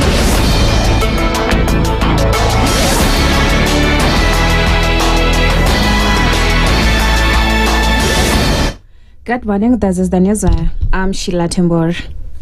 Chief Justice Martha Koome has urged institutions under the National Council on the Administration of Justice to begin early preparations for the 2027 general election. Speaking in Mombasa during the Council's 38th meeting, Koome said election preparedness is not the responsibility of the IEBC alone, but requires coordination across the justice sector to safeguard the Constitution, uphold the rule of law, and protect citizens' rights.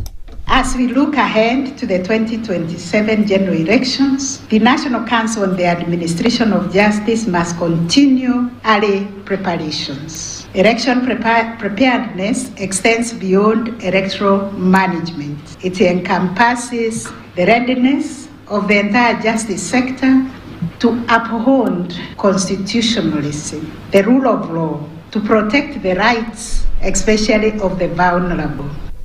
International Justice Mission Kenya Director Vincent Chahali has raised concerns over challenges faced by civil society organizations in accessing information from public institutions.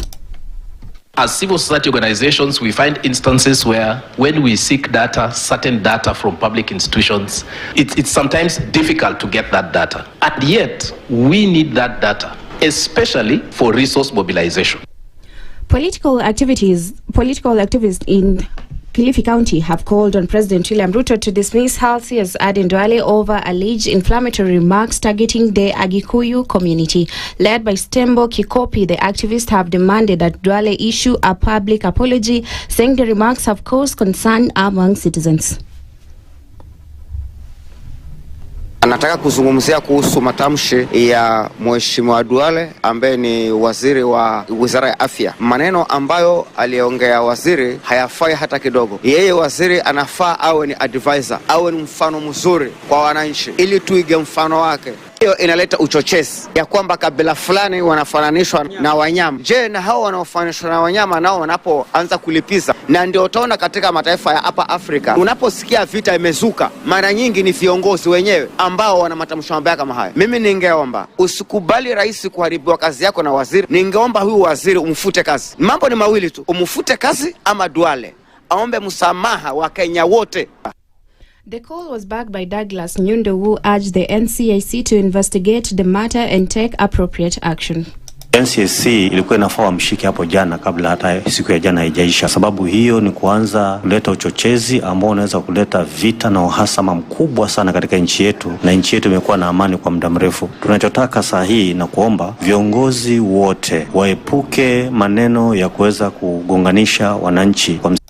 And the High Court is set to determine whether a petition challenging the proposed tolling of the Nairobi-Nakuru-Mau Summit Highway will proceed after Kenha and the Ministry of Roads and Transport sought its dismissal. Kenha and the ministry argue that a case filed by the Consumers Federation of Kenya raises issues already pending before the High Court in Nakuru and should therefore be struck out. They also claim COFEC failed to use the dispute resolution process provided under the Public-Private Partnerships Act and that the court should not interfere with government government policy decisions on infrastructure projects. COFEC is challenging the proposed 30-year tolling plan, including the 8 shillings per kilometer charge, arguing that motorists should be provided with a toll-free alternative route before implementation. And that's the news where I'm Sheila Tembur.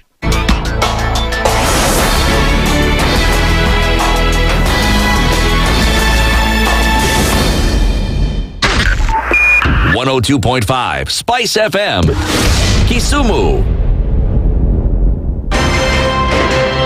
If we just gloss over issues and hope that time heals, then we might find that in generations to come, we might be back at the same situation. And the whole thing is born of stolen elections. Spice. When it comes to the decisions you make, you must be independent. There's no way you can allow one institution to dictate to you how you're going to conduct your operations, how you're going to decide cases. It's a no.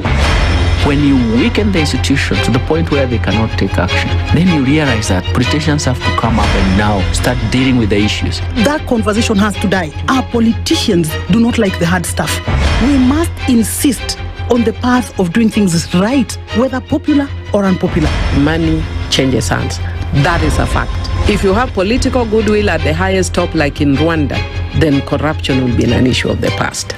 If you don't have political goodwill at the top, we will pass laws, we will amend laws, we will continue passing laws and re-amending laws, and nothing will happen. This is the Situation Room, the only way to start your day. Mature, intelligent talk every morning. Spice up yourself.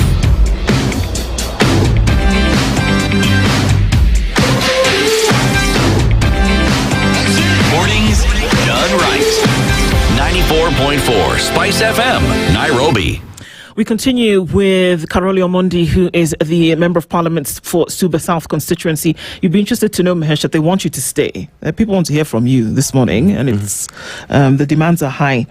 But even as we continue this conversation this morning, early on you mentioned that, what is left of ODM, it sounds almost like a carcass from what you've said. And is this party, which has been in existence for 20 years as of last year, heralded by Raila Odinga, and then at his demise, it all kind of falls apart. Is it really dead, or is it in the place where it's, in the locker room and trying to, get the final last push to come back together? ODM is generally, to be frank, ODM is dead. There's no more ODM except in name.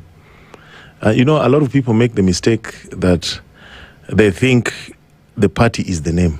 The party are the values you carry, the aspirations, the agenda, the work plans, the manifesto, and all those. ODM has betrayed all those. And this has been long coming. The ODM that we started in 2005 and the ODM of the last 10 years has been very different. And I used to have these conversations with Baba. Sometimes I used to ask him, where did you get these guys from? And many around Baba were working against Baba. There were many people around Baba in ODM, very senior and very loud and very close to him, but who are agents of the state or agents of other political interests. As a matter of fact, one of them now is planning to join the cabinet. Yeah, there's one who's been around there for a long time. He's negotiating to join the cabinet. Before 2027? Yes. They are pitching. Okay. What they want to do, they are saying the only way to revive ODM is to make Oparanya the deputy president. Yeah, so another MP who has also been an agent of the state, who has been working very hard to enable the cartels of government take over the sugar mills, is supposed to be made a minister, and another one from Luo Nyanza, who is also supposed to join the government. That's what they're planning. But ODM is dead. And the reason why ODM is dead, the leader of ODM, the de facto leader of ODM today, is William Ruto. He gives them instructions, he tells them what to do. They answer to him through Farouk. So a lot of members don't know this. Yeah, there's no ODM. There's no ODM in Western Kenya, in Coast, in Nairobi. There's no ODM. ODM is now just appearing, making little appearances in some parts of Nyanza.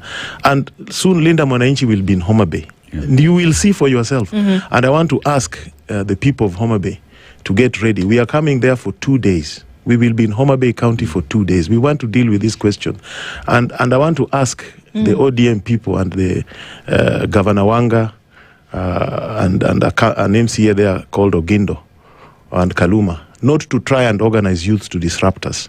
Yeah, we are coming to Homa Bay. You say that as though that would be the plan and that would be something that they would do. They will try to do it. We are just putting them in notice. Don't try. Yes, we will come. And the people want us to go there, and we are going there for 2 days.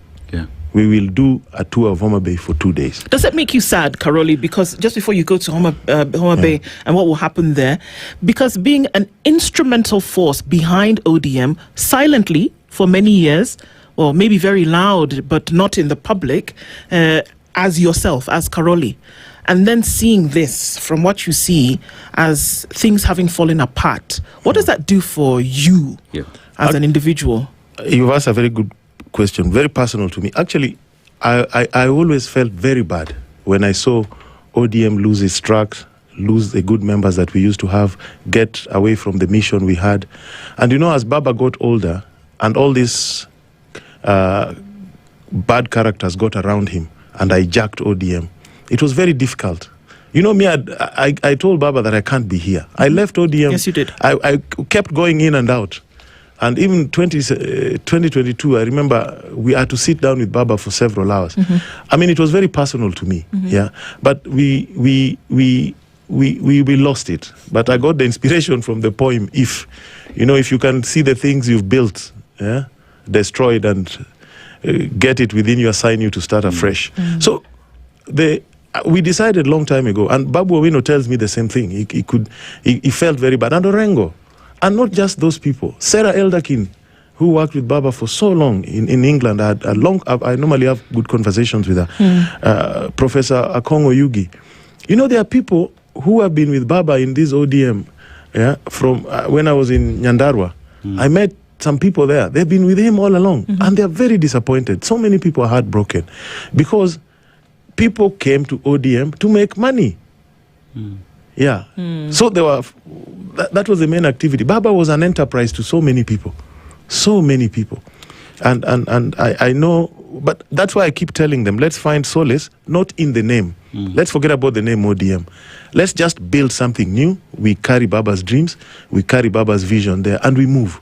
That is how we can comfort ourselves. Because it's all about the ideology. And I want to look at appointments that we see happening left, right, center. You know, so we have the appointment of individuals in the Luo Nyanza, like you say, that is to appear as if the Luo community have received are now in government. You know, that also comes with the experts who were there. But if you look at what is happening in government today, based off even the headline that we carried, the Kindiki story that is now hitting the headlines, and you see now transfer of what then would have been seen to be a critical part of government, where then counties and national government working together, that being the sole purpose of the deputy president, now has been transferred to the prime cabinet secretary.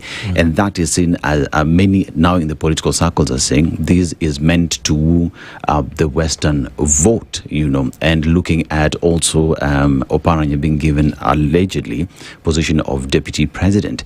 And one asks the question, all these appointments that happen, have the people, Kenyans, come to realize that individuals who are appointed are there to serve them and to deliver, that when they fail to deliver, they are not worth to be there, that positions cannot be doled to a community to get the vote, yet there is no deliverables or delivery that comes with these positions, not only for the community, but for the country. You see, I once said here that most of those so-called experts are in office but not in power. One of them actually called me and thanked me. He said, once you made that statement, I was allowed to do one or two things. Some got very annoyed. They thought I was abusing them. I was actually helping them. You see, I've always told my Luo brothers, don't be fooled. They tell you we brought you development. They are launching so many roads in Luo land. Oh, we've launched Calamity Road. Oh, we've launched this. Oh, this will be 1.2 billion. But if you look at the budget, there's only 100 million allocated. Meaning, ni bahati nasibu tu. Forget about that. I gave them an example that of all the projects in Luo land under the so-called broad-based, when aggregated, is under 50 billion. Yet there's a new referral hospital being built in Eldoret for over 50 billion. The development that was taken to Olkalau alone, electricity, roads, water, was 13 billion. And the people there were not swayed. This idea that a Luo has been appointed here or there, that we are now in power, is just illusion. What has this government done to Luos? They've taken all the sugar mills and privatized them to themselves. A senator has taken over Muhoroni Sugar. A senior civil servant has taken over Chemelil Sugar. These are facts. They've brought another Indian and they've given him Sony Sugar. And what have they done? They've stripped off their assets. They are now auctioning the assets of Chemelil, of Sony. But the president has said, most recently even after you spoke with us here, that the sugar reforms have taken off in the country, and that for the first time in a very long time, sugar farmers who then, sell their cane are getting profits, and there's a boom. Suna East Member of Parliament said the same thing, who you may have referred to earlier, but how is this different from what they've said? Junaid has no idea what happens in this country. When the president was last in Kisumu, he had even suggested that the president goes to Chemelil to meet the farmers. NIS told the president, you'll be lynched if you go there.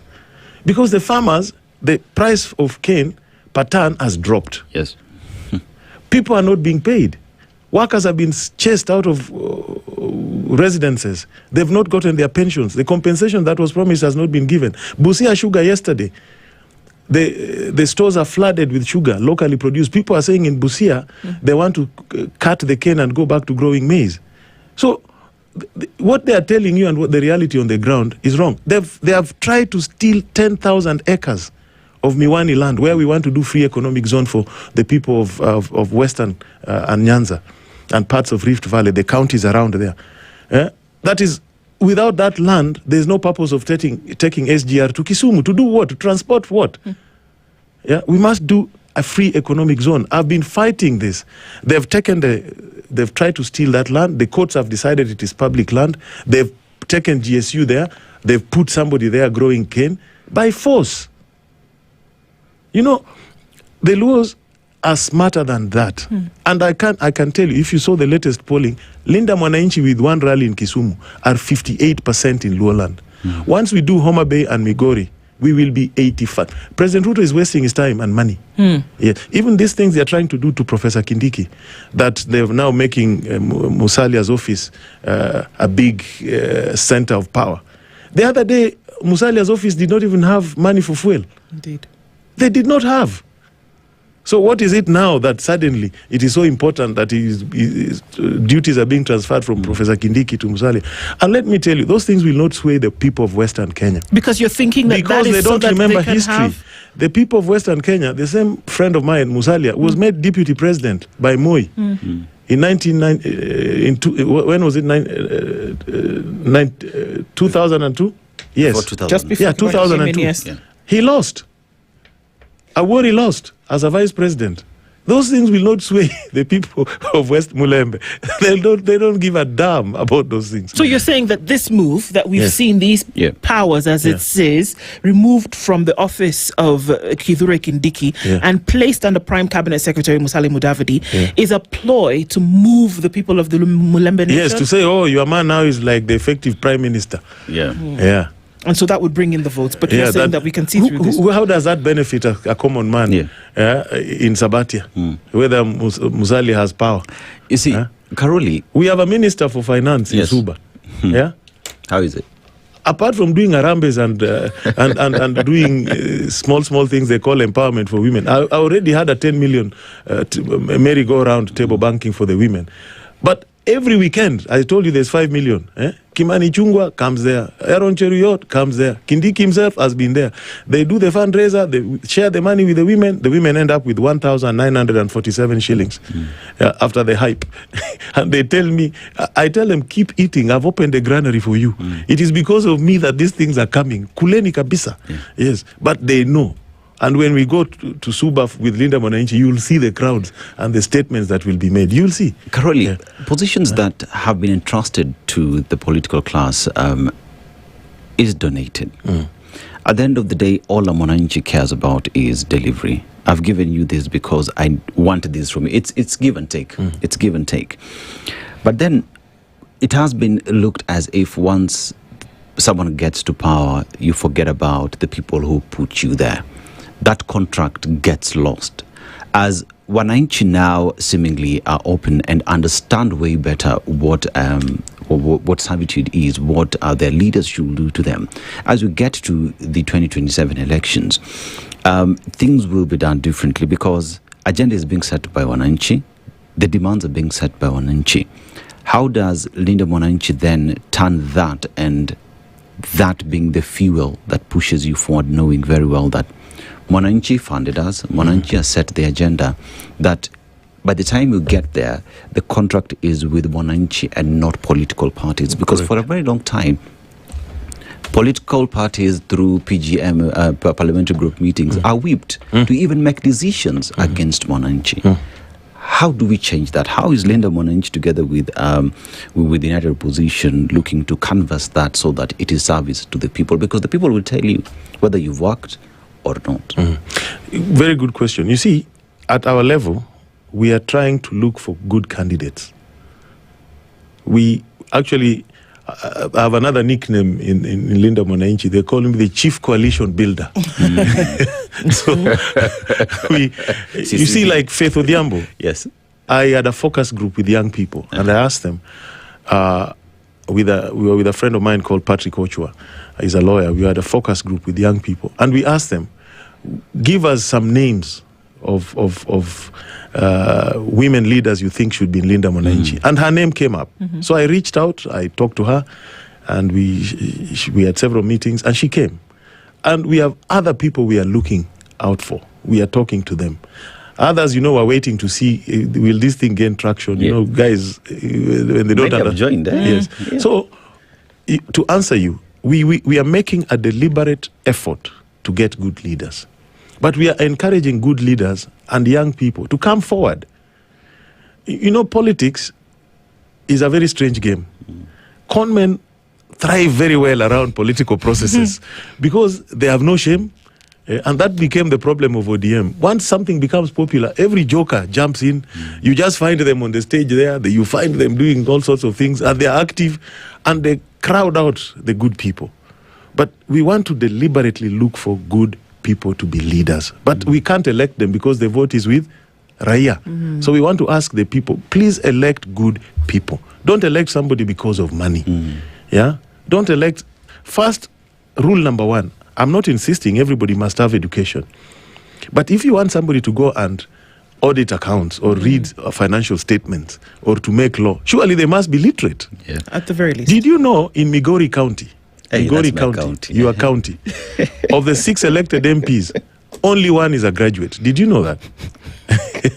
And these are the Luos who claim that they're educated. The one that has a degree is Nyamita. Only, I don't really want to mention, but you've mentioned, only Nyamita has a degree. The other ones, if they tell you they have a degree in Ile welding, Yeah. Oh, wow. Okay. the entire county, and you look at it and you ask yourself, hey, what happened here? So if you bring people who do not understand what leadership is all about, then you will end up with this same problem. So give us good leaders. Political parties, yes, there's capture of parliament by the executive, but also capture of parliament by political parties. Yeah. And I've spoken about it several times. The reason why MPs are captured easily is because they don't have the intellectual stamina to interrogate issues. And that is why a lot of political parties also don't like smart people, because they'll question things. Please repeat that again.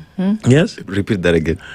Most members of parliament don't have the intellectual stamina to interrogate issues. That is the problem. That is why MPs have become sangueñas. They get bribed. I'm telling you, every week they are given 500,000 to go and run around doing empowerment, because they don't have the intellectual stamina. Yes, you must know what it is. You must question things. Yeah, and when you have somebody who is questioning things in good spirit, that is the right person to have. Yeah, that is the person who will bring the change you want. So we will do our best as Linda Mwananchi to profile good leaders, but we can't elect them. The people have to elect them for us. Yes, and we can only work with those who have come forward. So good leaders, please come forward.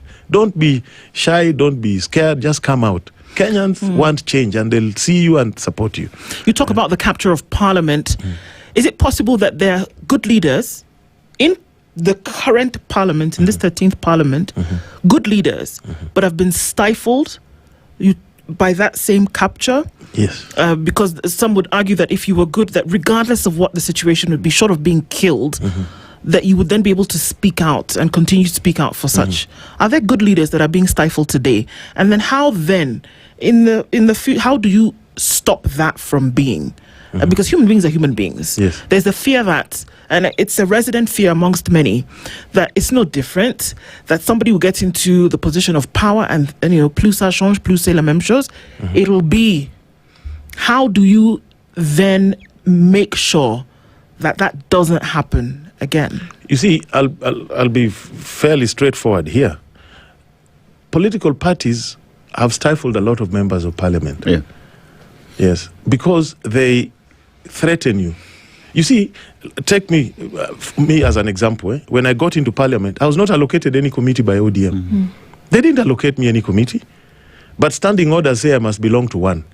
And because I'd put somewhere, there's a form you fill, the sporting activities you like. I like jogging. I was thrown into the sports committee by the speakers panel. Then somehow, strange events occurred. They reconstituted committees at some point, and I found myself in the Constitutional Implementation Committee. And members elected me chairman. And that committee was supposed to be led by UDA. And I served, and as soon as they saw the committee revived, we got good programs with IBC, we got with other constitutional officers, TSC. We are the ones who engaged the police to unlock the recruitment and all those things. They said, no, that committee now is getting profile. It was again disbanded.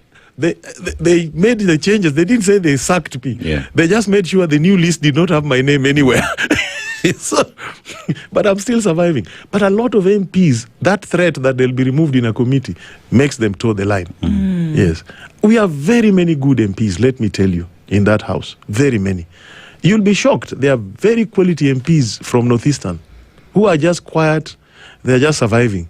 Yes. But when you talk to them, I mean, other than Yusuf of Kamkunji, a very solid man, there's Sane. There are very many good quality MPs in there. When you talk to them, you see, but they're just quiet, they're just monitoring what is going on. Because why take the risk? Let me serve my members, I go on. Yeah, even in Nyanza, there are people who should be very active. Yes? Where's Otienda Molo?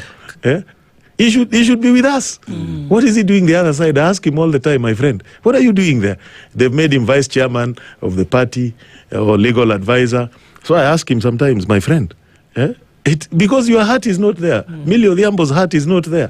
Yeah, we know that, but they made a deputy whip or something, so she has to hang around there. As a political party, how do we drill or how do we ensure that members of parliament, MCAs, realize the power that they do have? Why do I bring that? Because it is the very same house. These members of parliament, you say that they are good, but they fear they have to toe the line. They are the very same people who approve budgets that go even to the office of the president. They are the people that the president depends on for his laws to go through. They are the ones who appropriate budgets, to allocate budgets to go to different sectors in the country. They are the ones who even have the power to summon the president or institute impeachment proceedings against them. The power that members of parliament have, the powers that MCAs do have at the counties is immense. As a party, how do we push that to members of parliament to realize the power that they do have and that they don't have to beg anybody because they have the power? That's why I was telling you, first elect educated people. You see, most of them don't understand their role as members of parliament. They don't understand it.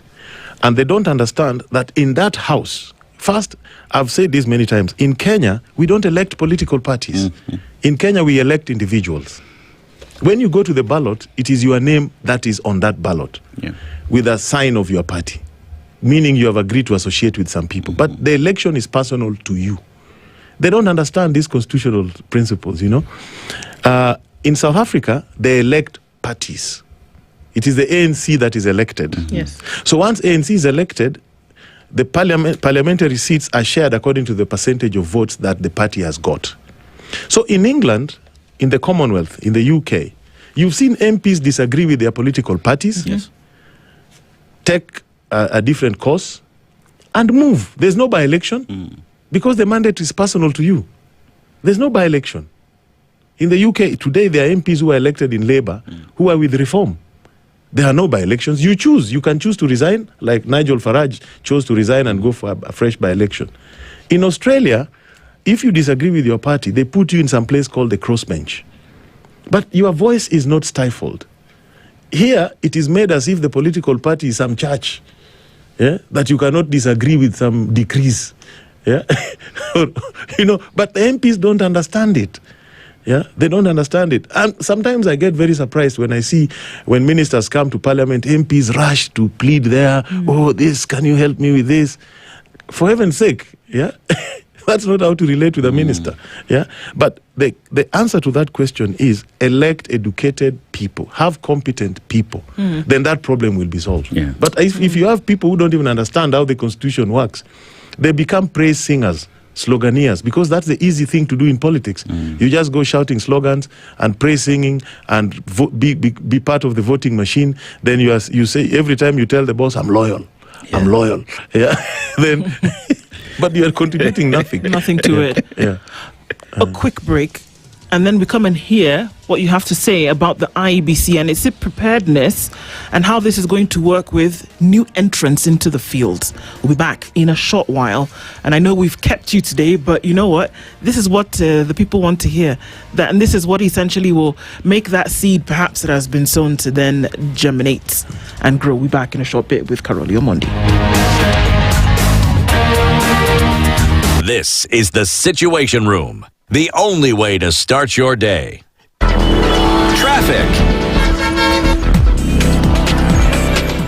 All right, still busy in the city. There's quite some traffic coming off of Mombasa Road, heading out towards Huru Highway and then onto the city centre this morning. It's also busy as you come off of Langata Road, a little bit of that traffic then seeping on towards Raila Odinga Way and then into the city this morning as well. Busy on James Gishuru. This is now when we're seeing traffic hour come to life in the city this morning. Gong Road is busy going out towards James Gishuru from Kingara Road. Also then as you come off the Thika Superhighway, there's traffic that has gone through past Muranga Road out towards the in from the Pangani Underpass, and then it's finding its way towards Wangari Maathai Way. So that's busy as you head out towards museums. Limuru is also busy as you get into the city this morning. So it's busy. Yes, it is. Let's keep an eye on all of this and see how it pans out through the morning. SpiceFM KE on X, hashtag the Situation Room.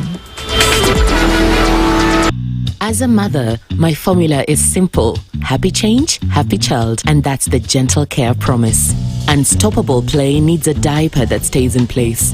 Gentle Care slip-ons are designed to move with your little explorer to make sure their dreams are as unstoppable as their days. Gentle Care diaper pants provides all-night protection. For your child's unstoppable confidence, these offer leak-proof comfort. They let your little superhero leap, laugh, and play as much as he wants. Introducing Gentle Care diaper pants. Saturday is match day, and SpiceFM is where the game comes alive. Oh, you beauty! What a head! From 2 to 6 p.m., we are bringing you wall-to-wall football action on the pitch side. Live scores, 2 goals in added time, heated debates, fun reactions, pre-match predictions, and post-match analyses and football gossips. Join us on SpiceFM at the pitch side, hosted by Charles Otieno and Eshitemi Rogers. It's bold opinions, raw passion, and no VAR needed. The pitch side on Saturdays, 2 to 6 p.m. only on 94.4 Spice FM. I swear you'll never see anything like this ever again. So many forward here. Titles are on the line. Rivalries are at their peak. This is the final stretch, where legends rise and champions are made. From the Saudi League to the Bundesliga and La Liga. Recharge your monthly subscription today to feel the pressure, feel the passion, feel the game. Every pass, every goal, every moment matters. Don't miss a moment. Renew your subscription and stay in the game. To renew your subscription, dial *858# for self-service or get in touch with our call center on 0719 077 077 for customer care. Buy a StarTimes decoder at any of our dealer shops countrywide. Download the StarTimes On app to enjoy all your favorite shows and stream live channels on the move. StarTimes. Enjoy digital life. Mature, intelligent talk every morning. Spice up yourself. Mornings done right. 94.4 Spice FM, Nairobi. And our conversations continue this morning with Karoli Omondi. And one of the things that I can't remember the phrase Dennis was trying to remember. It's in Kiswahili when you talk about the burning of a newspaper happening really quickly. Moto ya karatasi, I think, is what is being said, and is what is being ascribed to Linda Mwananchi in terms of sustainability of this euphoric moment. But beyond that, the seeds that you talk about being sown. Now, we then enter into what we saw happening in Olkalau, and it seems to be now the blueprint that will be people within the law guarded their vote. That they were 400 meters from polling stations, as is ascribed by the Elections Act, that they had to do that. But they said, we are watching every move that you make. We are watching everything that you do. But these were people who decided that they were going to live out their constitutionalism by fear and trembling on that particular day. And that what it needs is that we say that should happen, but we understand the space in which Kenya currently operates. Is there sustainability? And I know you still talk about, registering a political party, having people in place who are on one-minded agenda. How will it work to ensure that within this political space within which you operate, that can be sustained, guarding the vote, holding the IEBC to account? How will that work? Americans said eternal vigilance is a price you pay for liberty and democracy. What they did in Olkalau shows you what Kenyans want. In other jurisdictions, if you go to Canada or even Australia, a ballot box is even placed near a bus stop on voting day. And the person in charge of it is probably a retired teacher as a volunteer. And people trust the process. Here, if you tried that, the goons that will try to stuff it up and all the nonsense that we are used to. Yeah. You see, that's why I was talking about values. Yeah, if we have good values, people will trust the process. They will go vote and they know their vote will count.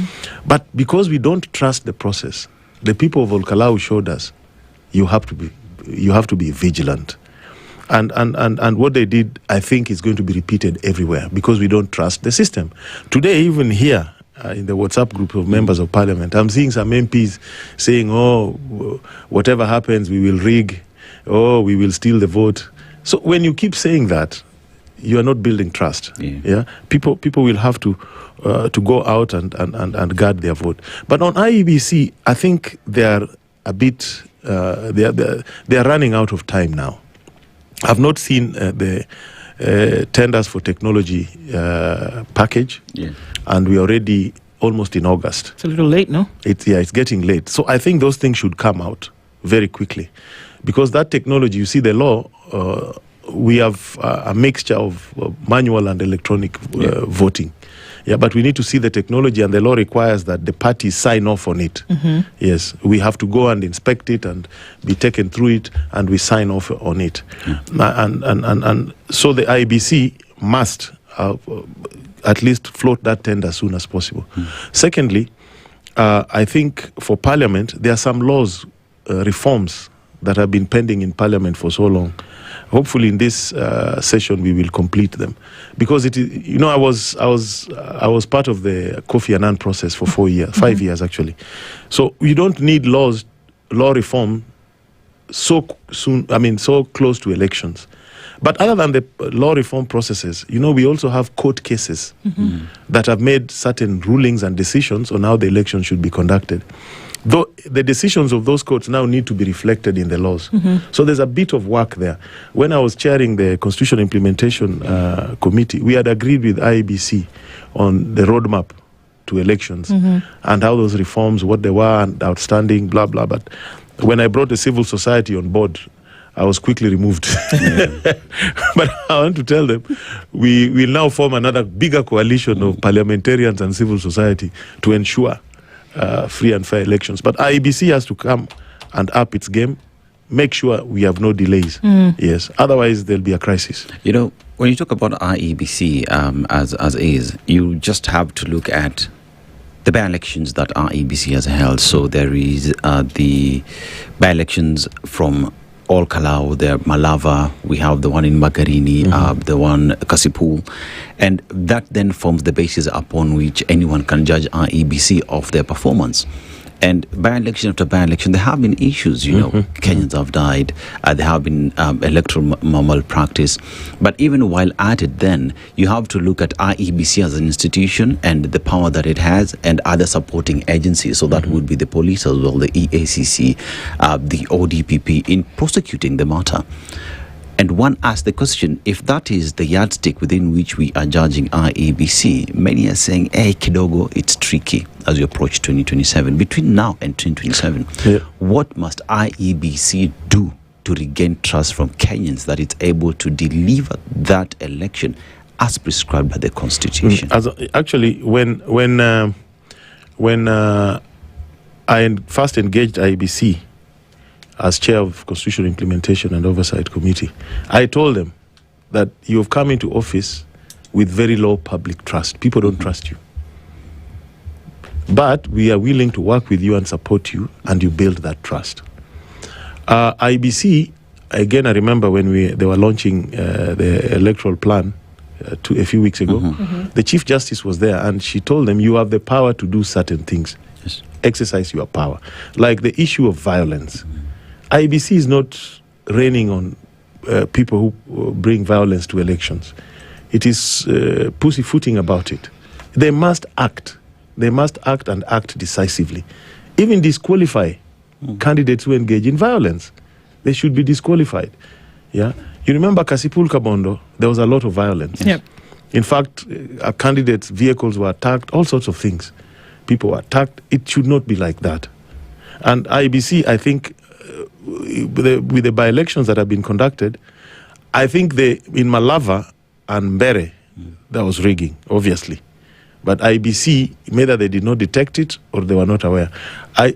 My understanding is that in Malava, there were certain polling stations where people were chased out and vote stuffing took place outside the biometric system. In Mbere, because that election normally is won or lost by hundreds of votes. That's the tradition. There was violence in a few polling stations. And that is why they won by 400 votes. Yeah. But we didn't see IBC take any action or do an audit or say, okay, we've learned these lessons or we will do it. But now you see, in All Kalau, the people were so strong. Yeah. They actually helped IBC more than the police to deliver a clean election. Yeah, but we want to support IBC because it's the only IBC we have. Yeah, so we want to support it. Yeah, but they have to up their game. They must keep timelines, and they must exercise the powers that they have to deal with electoral malpractices. Right. Yeah. So this weekend, as is different from other rallies that have been held or, public engagements, there were no incidences of violence. At least there were no reports of incidences of violence. We didn't see that. Why? I mean, it's crazy that we would ask why. It's almost as though it's expected now that something like that would happen. And I want to link it to a reference that you've just made. The Kofi Annan Peace Accord that you worked on, his foundation, just a couple of weeks ago, talked about the fact that Kenya is likely to 84% to witness violence in the next election that could be akin to, if not worse, than that happened in 2007, 2008. What are your thoughts about that? Yeah, actually, we've had 2 weekends of peace. We were in Taita Taveta, We had 3 big rallies in Mwatate, Undanyi, and Voi. No incidents.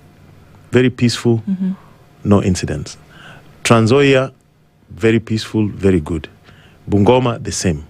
Though, when we were in Chwele, we got intelligence that some youths had been strategically placed along the road to try and stone our convoy.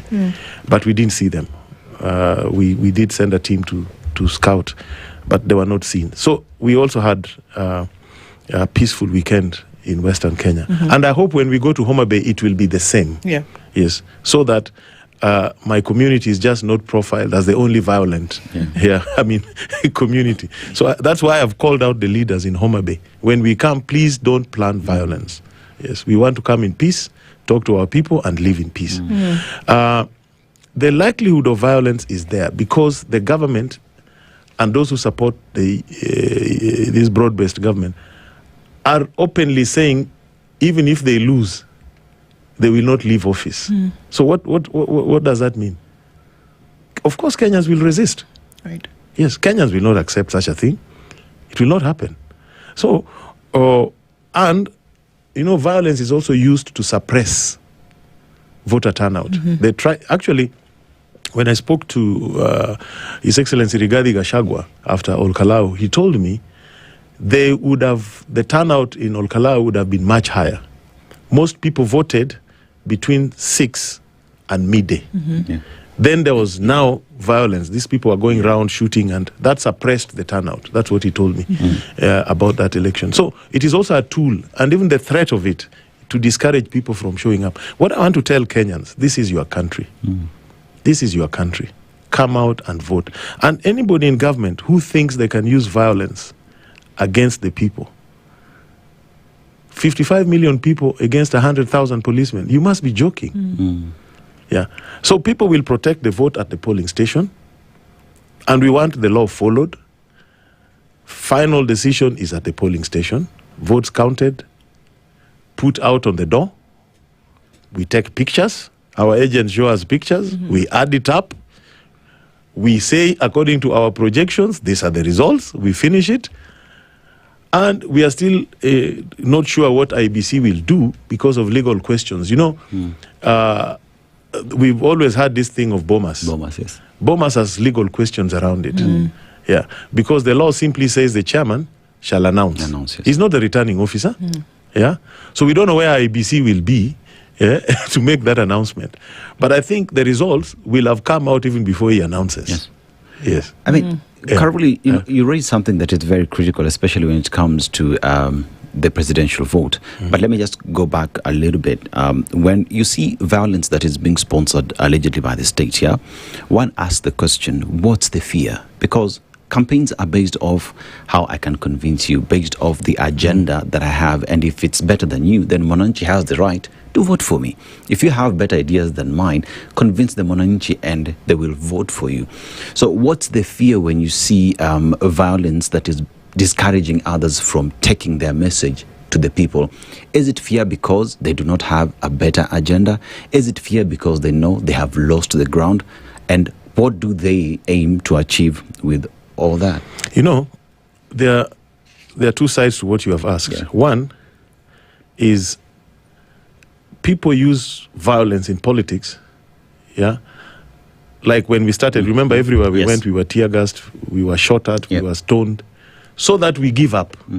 In other words, they want to stall you. They want to stop you from engaging with the people so that you can't pass your message. So it is only their message that is heard. They want to mute your voice. That's why they use violence against us. You see, whenever Orengo goes to Homa Bay, twice he has been stoned. And that is organized by the local ODM leadership there. The reason is they don't want people of Homa Bay to listen to our party leader Orengo. They don't want that. So that is one aspect of it. The other one is the government knows they have lost, but there is a sense of entitlement. So if you study dictatorships and governments that have lost legitimacy but feel that they are still entitled, they always resort to violence to perpetuate themselves. So they know very well, okay, we've lost. If they were democratic, they'll accept their fate, say we will do the next 1 year, go to elections, lose and go home and be opposition. But they are not democratic in their minds. Yeah, they are dictators in their minds. They think those offices belong to them.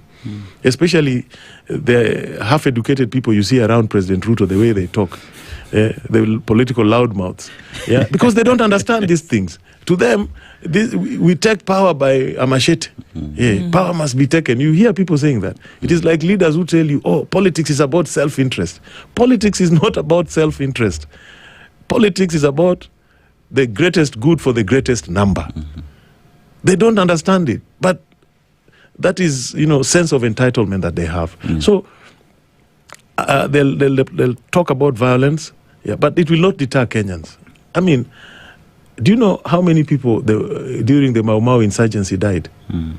You'll be shocked. The white guys who died were very few. There were less than, I think, 100.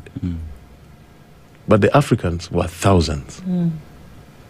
And we still fought. We will fight. Yeah, we will fight if they bring violence. We will not be cowed. We will not hide in our homes. We will not stop going to our rallies. We will keep going. Yeah, we will keep going. You mentioned about the presidential announcement where then the IEBC chair announces, but that the results are at the polling station. The bombers question still remains. But even while at that, Karoli, correct us, because many are saying after the election, the counting starts with the presidential vote first, right? Yes. That means by the time we're getting to the member of parliament or the governor, we ought to have known who the president is. So with knowing that right now, and also the bombers question being there, and everybody investing to ensure that they have deployed enough personnel so that they can even call the election, how is that settling with the government? How is that settling with the IEBC, knowing very well that any Kenyan can call the election based off what the law says and where the presidential results are gotten? Yeah, you see, they were threatening people that if you announce the results, it's a crime, all that. It's not announcing the results. Yes. It is saying, I've collected, and these are my tallies. That is not a crime. That is, anybody can do that. After all, there's a public portal of those results. Yes. You can't have a public portal and you are told you can't add up the numbers in the public portal.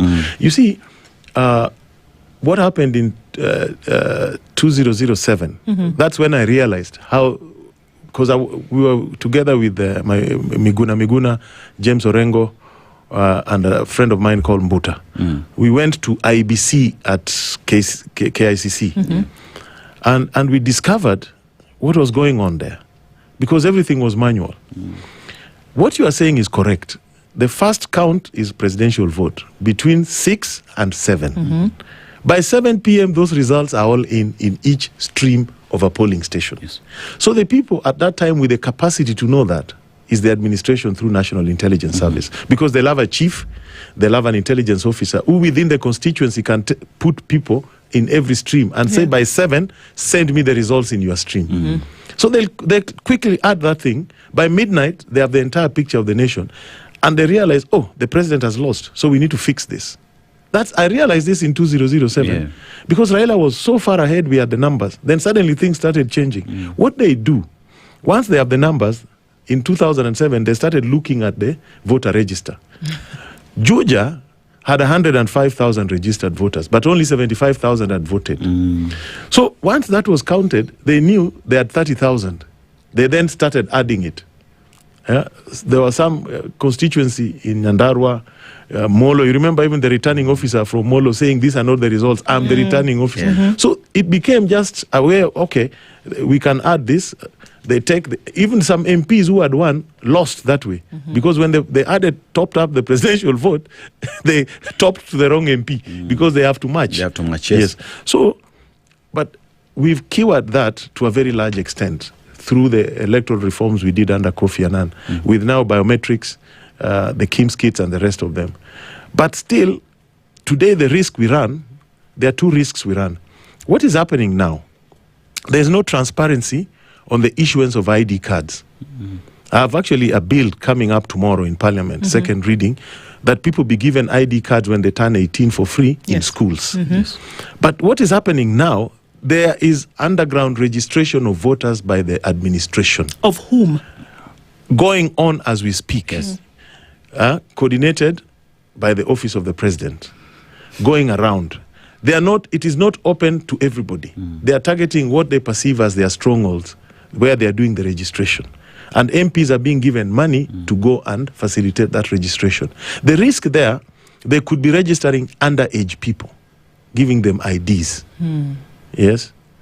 So as to prop up the numbers. Yes. It is not impossible to detect because we know there's a pattern of voter growth. That if there's a sharp bump, you can clearly tell it is an outlier. But they are doing it. So that is one risk we are running. There could be a scheme to staff up the numbers. You know, the IBC data is more cleaner because it is based on biometrics. The IBC voter data. Yeah. The ID database is not very clean. Yeah, and it is being done in a skewed manner. So that is one risk. The other risk people must understand in elections is when you don't have agents at the counting hall, you know, at the stream. Because the numbers could all be correct, but you know the final entry in that famous form is manual. So anybody can enter any number there. They can switch the numbers if you don't have agents or if people conspire. If this was a polling station, you have 400 votes, I have 200, yeah? But I don't have an agent here, yeah? There's nobody to verify. Yes, you are the only one with an agent. You know, when they're entering, you can even still take 100 from me and say, yeah, you got 500. But these are serious, critical issues that you because it bring is up. manual. Yeah, so people have to be, you must have agents in that room to make sure what is in the KIMS kit is reflected on the forms when the entry is made manually. Yeah, and that is a mistake I think those around Baba did last election. Baba had no agents anywhere. He had no agents, not even in Bondo, not even in Kibra. Yes, and how they allowed that to happen, I do not know. Yeah, because then the numbers the integrity can be there in the KIMS kits, but the manual entries are manipulated. Yeah. Even as you wrap this up, Caroli, are you hopeful? The people of Kenya are hopeful. That's why they keep coming out. That's why they keep saying, well, what's next? Because there's something that still resides in the heart of many who say, okay, well, maybe. Are you hopeful that, you know, the change that you're looking at?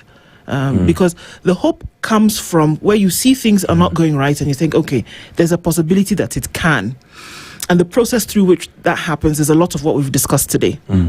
But are you hopeful that it will actually bear the fruit from the seed that has been sown? You know, for me, at a personal level, I feel very bad that as people of the black race, as Africans, we rarely have a functioning, proper country. You know, around the world. We have some Caribbean islands that are doing very well economically, properly managed. People must see this in a broader sense. We are Africans. Surely we must organize our affairs. We can't have countries that are all dysfunctional, that are ridden with corruption, that are not stable. You know, it is a very fundamental question as a race. So, and we can't lose hope. We can't lose hope. You see, one of the mistakes I see President Ruto make is when he gives us a long list of brick and mortar that he's building, a market, these things, roads, all those things. That does not make a country great. South Africa under apartheid, when the Africans were sat down on, had the best roads, had the best airports, had the best ports. That was in South Africa. Hitler, Germany, Autobahns, Hugo Boss, fashion, they were leading. Yeah, BMW, from aircraft to machines. It had the best technology. But they killed 6 million Jews. They brought down the world peace. So that is why I'm saying they don't know what they are doing. Great nations are not built with those things. Great nations are built on values. Yeah.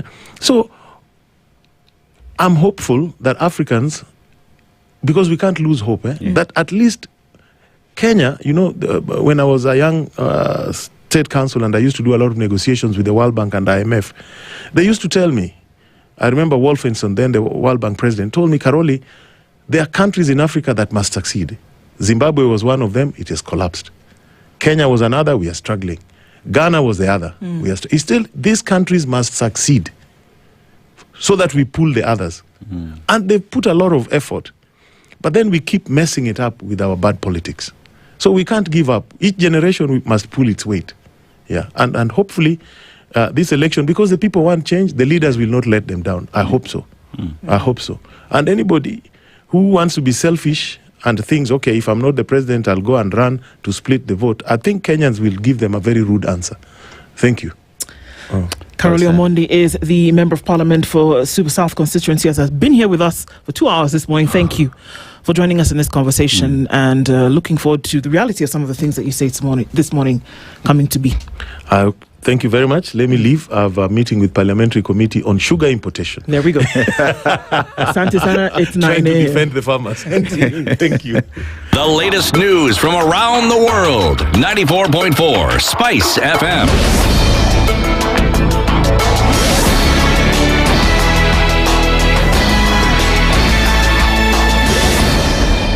Good morning, this is the news. I'm Sheila Tembor. The National Council of Churches of Kenya have criticized the government over what it terms silence on Gunism, which has been linked to disruptions of church services and political rallies.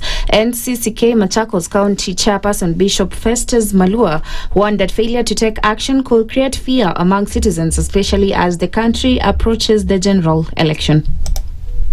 We are calling upon the relevant authorities to act, because if those that are in leadership are crying just like the common mwananchi about Gunism, so now who is helping who?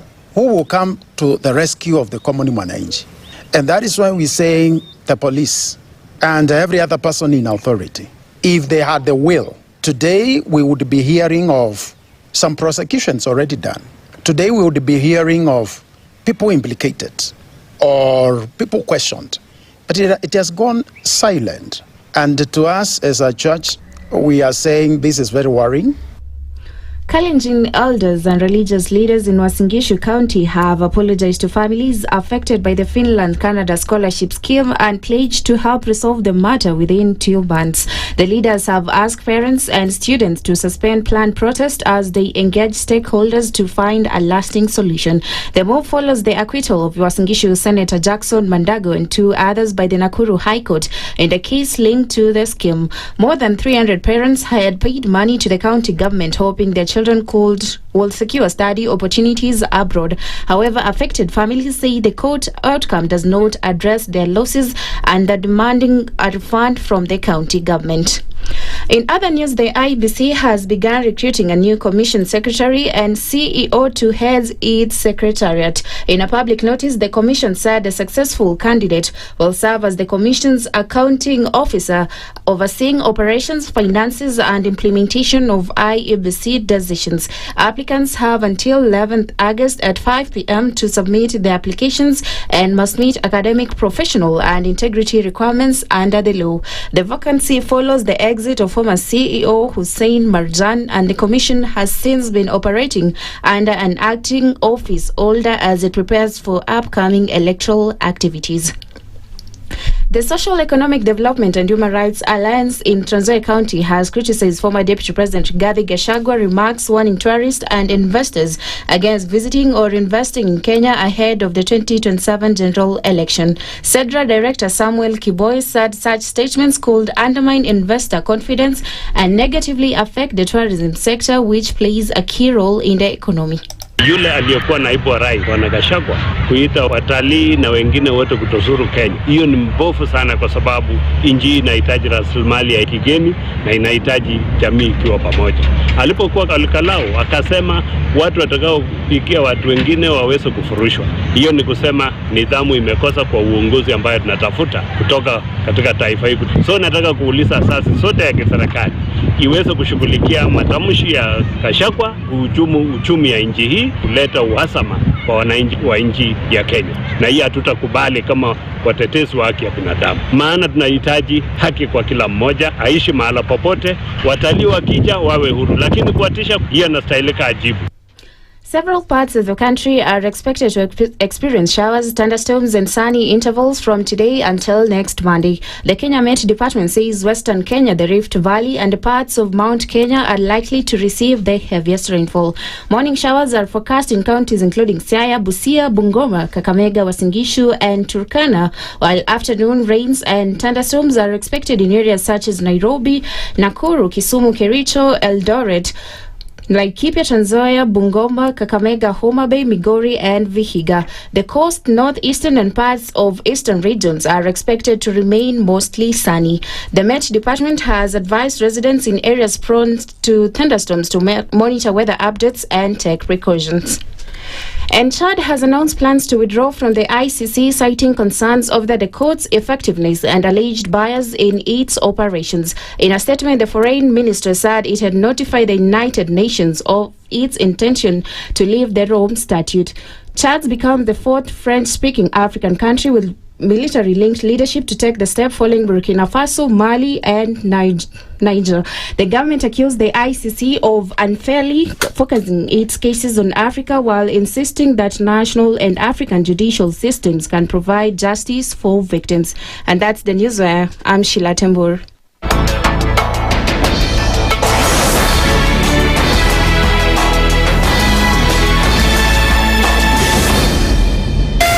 .4 Spice FM, Nairobi. The following takes place from 6 a.m. to 10 a.m. every weekday on Spice FM. Every time he kept on saying he wants a vibrant opposition. How does it make sense that public money has been used for everything and then they dare to sell it back to you? Why are they not giving them for free? That's how broken we are. That's how broken we are. They're being sent home now for fees. They're going to fail to prepare. We are compromising the futures of these children. This is the Situation Room, the only way to start your day. The following takes place from 6 a.m. to 10 a.m. every weekday on Spice FM. In this country, 6 families and 8,000 Kenyans control 90% of the GDP. We are not a country. We are a plantation. We work for Ruto. When you're telling the judges court orders are papers or they will not obey court orders, they're sitting and you're seeking orders from them. So how are they supposed to interpret it? Isn't it an oxymoron? When you see a judiciary that seems to be under some control somewhere, you start questioning. We have very powerful governors, but they don't use their offices to serve the people. If you are not shameful to do what you are doing, why should we protect you? I'm human. Everybody is human. So when you're told, kuja tuongee, I mean, you'd be a fool to say, stagi kuongea. Conversations have to be had, you know? People in leadership should only go into leadership if they are ready and willing to change the lot of the people. The Situation Room, Kenya's biggest conversation. Mature, intelligent talk every morning. Spice up yourself. Mornings done right. 94.4 Spice FM, Nairobi. It's 8 minutes after 9 o'clock and into the final hour of the Situation Room this Tuesday morning. And there's a lot to think about and a lot to continue to consider. And one of the things that we're considering this morning is the not unintended hullabaloo around what is actually going to happen with university funding, with now the obvious collapse of the university funding model and the announcement that the president has made about how the government will undertake 100% payment of this university education. Okay, so many questions around how this is going to happen, but what exactly is happening in universities and its funding is what we have to bring to the fore, and we'll have that conversation this morning. Joining us today in the hot seat of the Situation Room to then be able to vanguard this conversation is educationist Dr. Davis Okombo, and he's here with us this morning. Good morning. Good morning. Thank you so much. I'm fine. Karibu sana. Asante. And thank you for being here today. Thank you. Before we get into what might be a little bit of a sticky mess, Dennis has today's proverb. Now, what is not a sticky mess is the country we are in, which is Malawi, right? And it's a beautiful country because it is home to one of the great lakes in the continent. So talk about Lake Malawi. And Lake Malawi, many think of lakes as, if you imagine the shores of Lake Victoria, but then they have white sandy beaches, which is a tourist attraction. And also to enjoy one of the greatest sunsets, you can only enjoy it there because photographers have gone there. So many postcards across the country is the sunset image of Lake Malawi. But let's go to the proverb. You cannot plow a field, sow seeds, harvest crops, and eat on the same day. You cannot plow a field, sow seeds, harvest crops, and eat on the same day. How would you interpret it?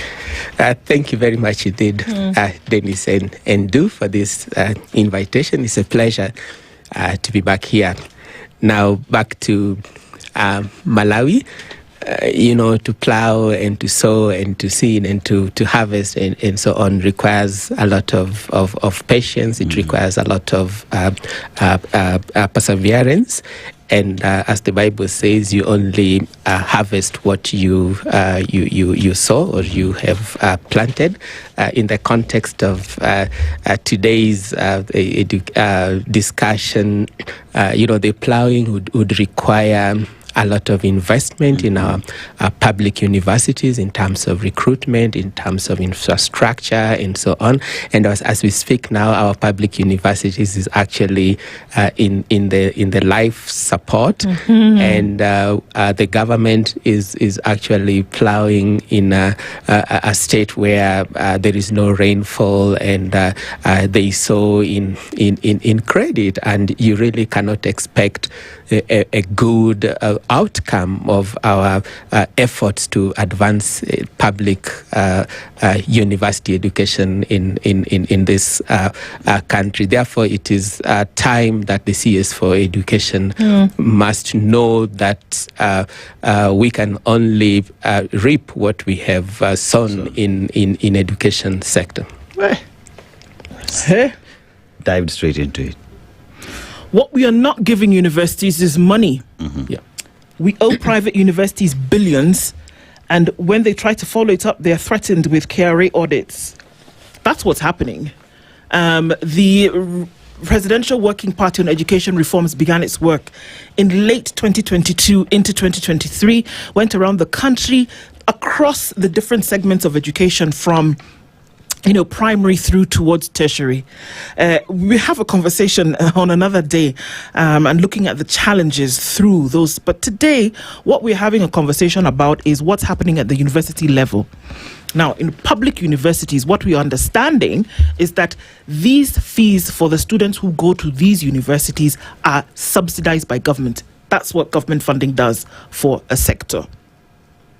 The university funding model said, okay, you have to come and tell us what you're going through or how your situation is, and that will enable us to give you the money to then be able to attend school in form of a grant or a loan or a combination of the two.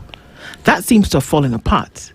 The president now says, okay, we'll fund the whole thing, and I don't know how that's going to happen. And so it leaves people in a bit of a mess in terms of what they will do when they go back to school in September or when they start their courses again in September. What's going on from what you make of it? Thank you very much indeed. I would first like to begin by acknowledging that what the president said, I think on the 21st of July, was indeed a policy statement which can be in the right direction of providing education for all young Kenyans who qualify to join the universities and the TVET. However, the statement, in my view, was more political than a strategic plan to advance universal university education in Kenya, because facts do not lie. And if you consider the 2026-2027 budget, which in my humble opinion is more of a budget for the 2027 elections that can come with a lot of false promises, a lot of lies to entice the voters and so on. If you look at that budget, many people have said that 28% of the national budget has been allocated to the education sector, and people think that this is really on a higher level. However, a deeper analysis shows that this is merely 3.8% of the GDP compared to the year 2005 when the allocation was at its peak at 7.5% of the GDP. And what is the consequence for this? This clearly shows that education sector in Kenya is heavily underfunded, and therefore to offer universal university education in Kenya, we need a budget of about 133 billion Kenya shillings. And if you look at what... Just for university?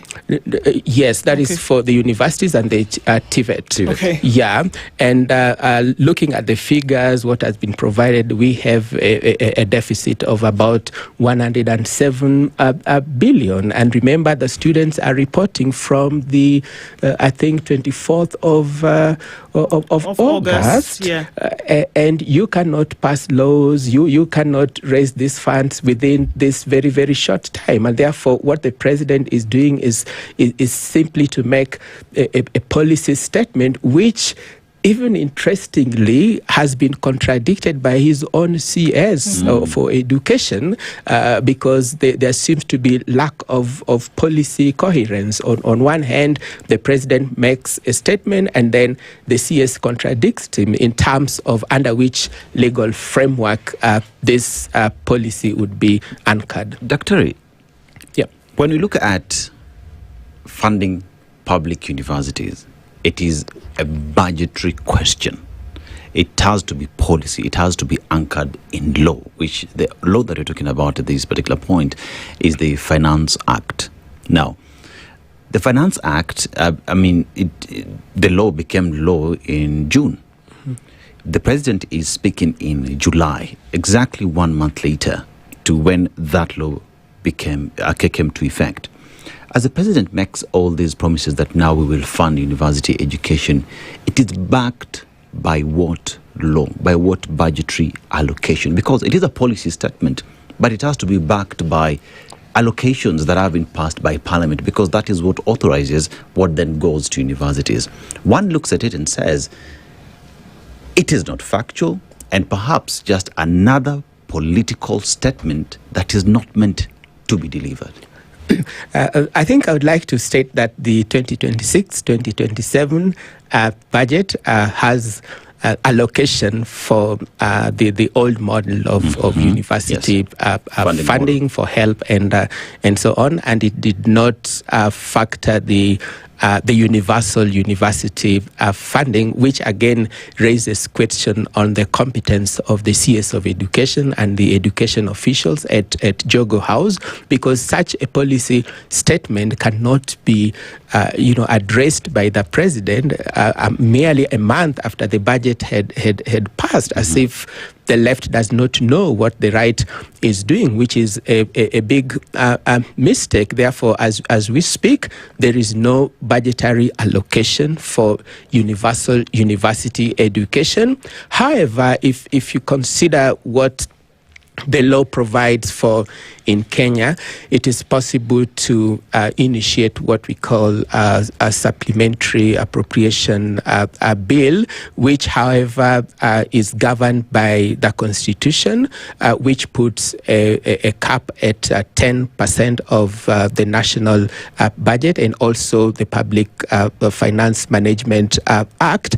But I should state here that the supplementary appropriation bill will also cover, other expenditure that the government may from time to time think of, and usually this bill is proposed once in a year. So there is an opportunity if the government is truly serious to think about having a supplementary budget that may cater for this kind of funding. And I should also say that there have been proposals since the year 2024 to merge the different legal frameworks that govern education in Kenya, like the HELP Act, for instance, and the University Funds Act, and the TVET Act, and so on, into one legal framework called Tertiary Funding and Placement Act, and so on, which I've looked at the website for the National Assembly. It's not yet publicly available. What is available is the 2024 version, which still has under clause 32, the means testing procedures, which really invalidate the universal application that the president is talking about. So when they say that this bill is in parliament, this is really incorrect, and it is lying to the people of Kenya. And when the president on one hand talks about the HELP Act, which is being reviewed, and the CS and I think the spokesman for State House talks about the overview for this new bill. And as we do this, remember, about 293 students, young people with a lot of ambition in Kenya, are waiting to join the university in September. We cannot afford to keep lying to these children. We cannot afford to keep the parents, the hardworking people of this country under suspense. They really don't know what is going to happen. It is high time we have policy coherence, and we don't just make policies in State House where we are so excited and meet people and suddenly talk simply because we are approaching the 2027 elections. I think this is unacceptable, unethical, and unfair to every child and every young person who is joining the university. If we look at the reasons as to why this funding model collapsed, it's again a resource issue. That only 40% of the eligible number of people to get this funding were receiving the funding. That's well below even half, right? They were not getting this money, and this is one of the reasons that the CS cited as to why that didn't happen. He's also talked, again, to what you alluded to, about a severe gap in terms of the resources that are available. I mean, we can use a lot of academic language to say it, but there's just no money. There's no money to be able to fund this thing. Under a model that was assented to, there was no money. Under this umbrella, where there's now model you've chucked, well, like you said, the budget still allows the model to continue. What that tells us is that under the current budget, that only 40% of university students in the public system will have access to the funds that they need to go to school. That's what we are saying. And this is what confuses us all the more when there is an announcement that it will all be taken care of by government. Will it meet this 28.97 billion shilling funding gap that CS Ogamba very clearly said it's needed? So when we look at those things, I see a problem here with the collection and remittance of data. If we are unaware of what it costs to finish a course, 4-year course, for example, or 5-year course at the university, or in engineering, a 7-year course in medicine, whatever the case may be, if we are unaware of what it costs, how then can you apply resources to something for which the unit cost you do not know?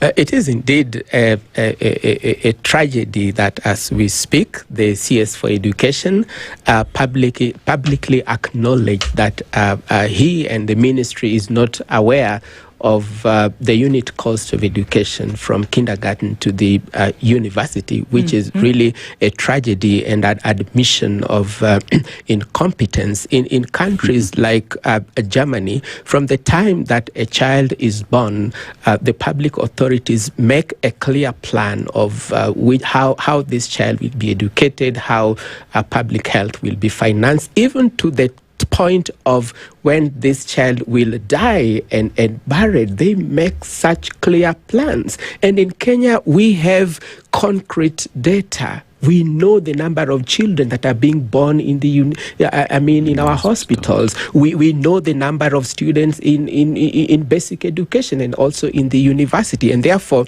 to claim that we cannot plan for them is an admission of incompetence, and such people should really leave the office. And now coming back to education funding, the best practice across the world in countries like Germany and Switzerland and so forth, there is always the threshold of how much percentage of the GDP should be allocated for education. And in many of these jurisdictions, it's about 5.4 to 5.8%. Kenya exceeded this threshold in 2005 when it allocated 7.5% of the GDP. And as we speak now, this number has declined to mere 3.4. Now, what does that mean? It means that our universities are faced under funding. The professors cannot be paid well. They are demotivated. And also, if you even look at the broader picture at the basic education level, we also have a lot of capitation deficit and so on. And what the president is trying to do, I can compare it to a builder, a construction worker who is painting, the roof of a house to look so beautiful when the foundation is actually crumbling and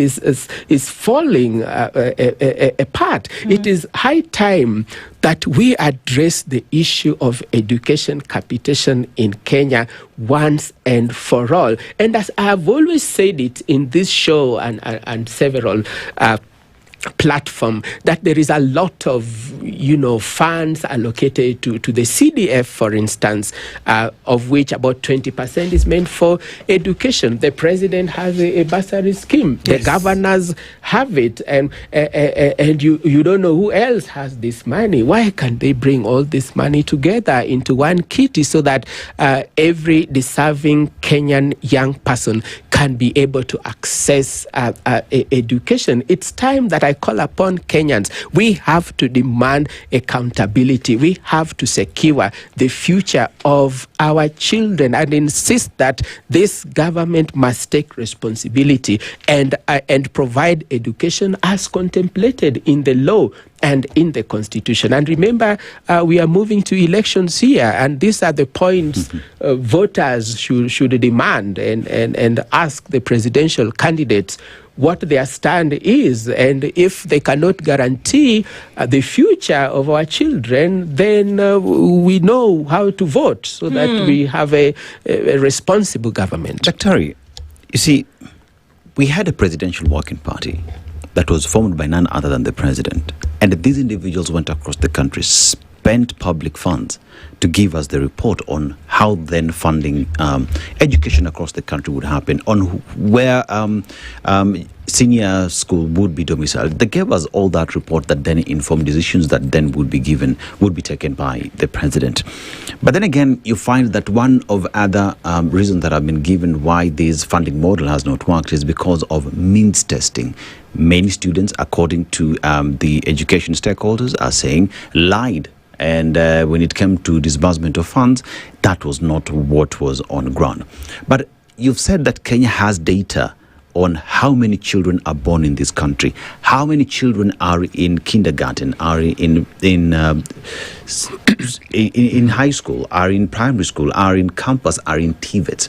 And all this data should inform policy direction and even budgetary allocation. But here then, we have all this data, but when it comes to allocating funds that go to education, we are underfunding, we are under-allocating funds that goes into education. When the president comes to say that finally we will fund, yet the policy that is signed into law, policy that originated from the ministry, came out with underfunding to education sector in the country. Is there any truth to that? Is there political goodwill, honest political goodwill, in dealing and funding education in this country? Thank you, Dennis. I would first say that we lack political will in ensuring that education is fully funded in spite of the policies and the laws that exist. Now we are talking about review of the laws like the Health Act and so on, which are really laws that are passed by the Parliament and whose threshold for repeal is very low. But look at Article 53 of the Constitution of Kenya, which provides for the rights of children. Among these rights is the right to free and compulsory basic education, which is entrenched in the Constitution. And even though this provision is clearly provided for in the Constitution, not even an act of Parliament, the government has not honored it, and that is why even basic education is underfunded and falling apart. Therefore, from where I sit, even if the Tertiary Education and Placement Act is passed and so on, without political will, we are not going to deliver result for every learner in this country. If we cannot respect the Constitution, if we cannot honor what Article 53 of the Constitution provides, what guarantee do we have that the new legal framework will be respected? It is time we find a working a solution, and if the government is unable to fund education, it should clearly come out openly to the people of Kenya and state that, look here, we are not able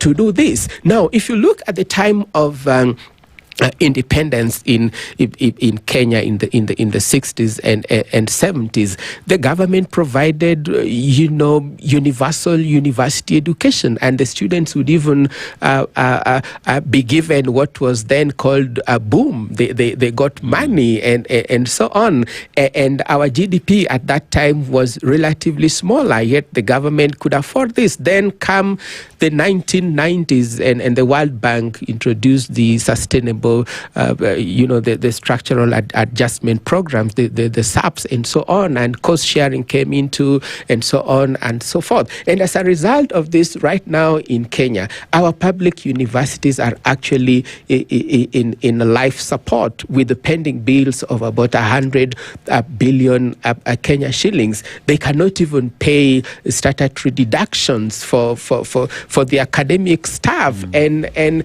lecturers are living as people who did not earn PhD. They can't even obtain loans because their credit rating is poor. Now tell me, do you think such a professor will be committed to offering quality education? No, they will go on moonlighting, writing proposals for international agencies, consultants, and so on. And as a result of that, you end up having what we call half-baked, graduates who even have difficulty sometimes to write the application letters. It is time we rescue our public university and make it work, and we tell the CS plainly, it is time to take action. We cannot wait longer. We want to look at some of those numbers. David Sokombo is here with us this morning, and we're looking at this university funding issue. Yeah. When we come back, let's look at some numbers, and maybe you can explain to us. Yeah. We know already that almost 1 million students around the country this year will do the second to last KCSE. And there's the hope that they will fully transition to university if they get the needed score. Mm-hmm. But in terms of who's being funded from years past, vis-a-vis the number of students who made it to university, you might be shocked at some of those numbers, and then maybe we can explain them. We'll come back and continue with this conversation. Stay with us. Good morning. This is the Situation Room, the only way to start your day. Traffic.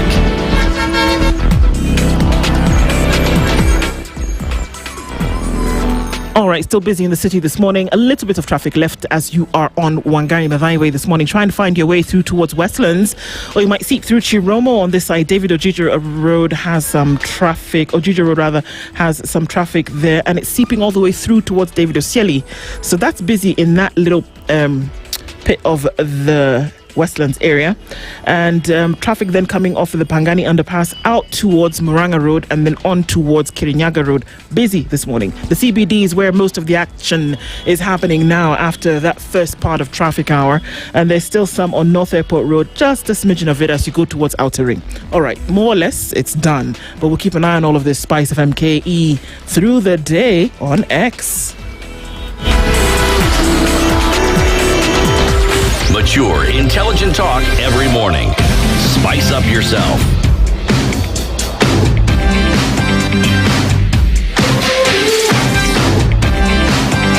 Mornings done right. 94.4 Spice FM, Nairobi. All right, we continue with our conversations this morning. Dr. David Sokombo here with us. And I wanted to tell you some numbers. So every year, you have a move. The exams, of course, are written. 2027 is the last year where this will happen. The 2027 Form 4s were your last grade 8s, right? Yeah. Class 8s, as it were, at that time. And so the number of students who went into university under government funding in 2023 were 122,634. Intake. Now, they didn't graduate in 2024. What does that mean? That they were still covered under government funding in 2024 when another 134,889 students intake. What does that mean? That they, plus the previous year, were still under government funding when the next 180,125 students in 2025 were taken in. We're assuming that there were no students in these public universities before then, and we started university education in 2023.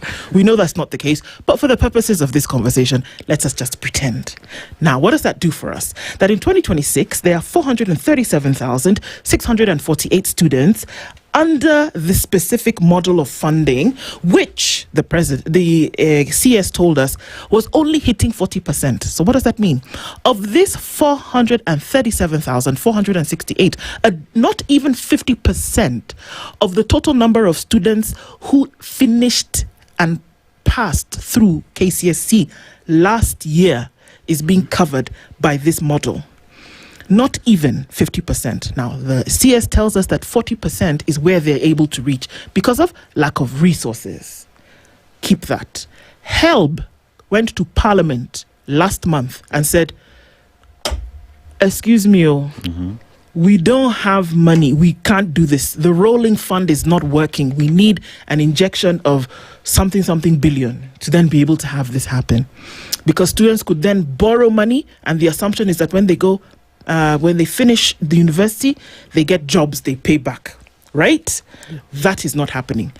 And all of this, if it confuses you, is without the intake of close to 200,000. This is the people who are going to university in September are the ones who wrote KCSE in December last year.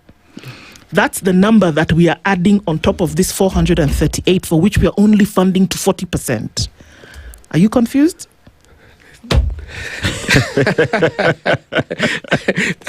Thank you.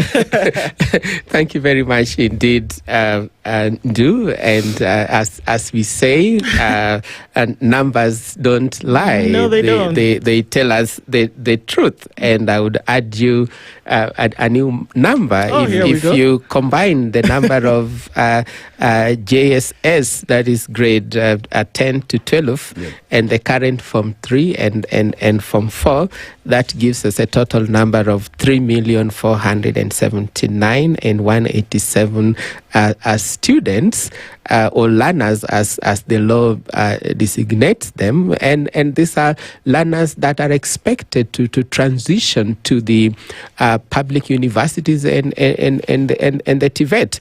And according to statistics, already there is a funding gap of 30.4%. That is for the basic education.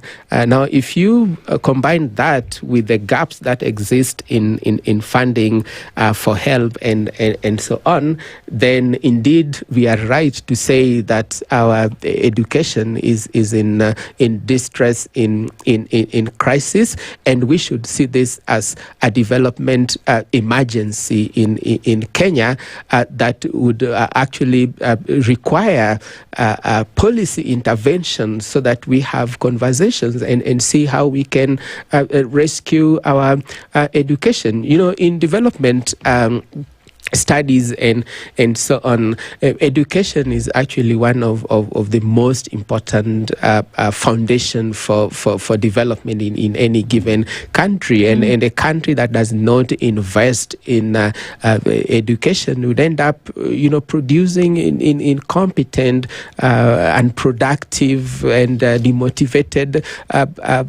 people, and as you see in Kenya today, we have a problem with goonism and so on. This is when people will end up becoming goons because they're not able to, access education. Now, that means that we have the data. We know what is required. We know the number of students. The education ministry should come out clearly. And I would like to challenge the members of parliament. Why can't they censure the education officials if they cannot really talk about these issues? When allocations are being done, I believe that parliament has a lot of authority. They are our representatives. Why do parliament, pass bills and so on, and then the treasury finally makes a decision on what they can allocate or not? No, we cannot grow this country in such a manner. And I would challenge the policy makers, please help the children of Kenya. Nduh, we have a country where the top leadership don't take their children to public schools, to public universities, and therefore they really do not understand what is going on. And that brings me even into the question of institutional autonomy of our universities. Are they able to make independent decisions, or are they merely working because the CS for Education has appointed them? It is time that we can work towards transforming the education sector in this country. Dr. When we talk about funding education, we equally can't run away from the existing debt. The debt that is owed, and universities all wholesomely range to around 100 billion shillings or thereabout, 90 to 100 billion shillings. And even when the president today says we will fund education, this money goes in there, and the first thing universities will think about is how do we sustain, because suppliers have not been paid, and these universities depend on suppliers for them to be able to run on a daily basis. That would mean they have to pay their debt. So there is the debt question that still exists, and that even when we say we want to fund, there is no way universities will be able to do their job without addressing the already existing debt. Because even as we speak at the moment, the entire funding of education sector, still we are operating at a deficit of around 260 billion shillings. So with pronouncements that we see, we are not seeing any address or any communication towards how we are going to pay debt, how the government will meet its end of the bargain. Is there honesty when we say we will fund education but not address the question of debt? Thank you. I agree with you that the amount of debt that our universities owe is in high numbers of about 100 billion Kenyan shillings that is owed to the suppliers and pension schemes for the academic staff, the statutory deductions and so on, which have a direct consequence on the academic staff. And as I've mentioned before, they're not able to access public health services because SHA is not remitted. They are not able to pay up their loans, and as a result of that, they are considered as defaulters and blacklisted. Some of these esteemed professors will die without ever accessing their pensions. And such people lack motivation, and that is why, as we speak, a lot of professors are leaving this country. In the past, we had professors like Professor Ali Mazrui. We had people like Professor, who is the current governor of Kisumu, Professor Nyong'o, and the like. People like Professor Ngugi wa Thiong'o. They went to exile because of the political oppression of that time, not economic reasons. But right now, professors are leaving this country because their terms of services are very, very poor. For a professor to survive on what we call Fuleza and Mshwari loans from M-Pesa, it's terrible, Dennis. It's really terrible if a professor can go to Mama Mboga and borrow sukuma wiki of 50 shillings to feed their family. Do you think this professor will really invest in research? The answer is no. Therefore, the debt crisis in our public universities put our universities in life support. There can never be research. There can never be infrastructural development and so on. And in addition to that, the funding gap in higher education funding is about 223 billion shillings. And all this is not factored in the 2026-2027 budget. Now, this is simply putting our public universities on a path of disintegration, on a path where they would not be able to compete with the rest of the universities across the world. And you remember the University of Nairobi, for example, was one of the very, very competitive universities in East Africa, close just to Makerere University in Uganda and so forth. And right now, when the best quality professors are struggling, we will end up having people with questionable academic papers in the lecture halls, and you can imagine what that would result to in terms of the quality of education that we offer. Underfunding and poor funding, rather, of education sector in the country, university education. What does that do to quality of education? What does that do to quality of graduates that we see? Because if you look at university as the highest point of education in any country is supposed to offer solutions. Research and development should happen in these institutions, But if we are not paying lecturers, if we are not able to sustain students in school, what does that mean to the quality of education, to the quality of individuals graduating? And how does that affect the overall performance of a country, economic-wise and even social-wise?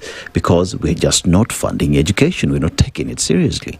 No, underfunding of education really undermines the quality of the graduates that we have. And this is because there are courses that need specialized laboratories. And remember, STEM is one of the pathways for CBE that would require properly equipped laboratories. We need properly stocked libraries, we need the IT equipment, and so on and so forth. And when there is poor funding, the consequence is that the universities would not be able to enhance their infrastructure, and that means we will have outdated IT devices. We will have even the medical schools would struggle to train medical doctors when these facilities are lacking. And this is the reason students now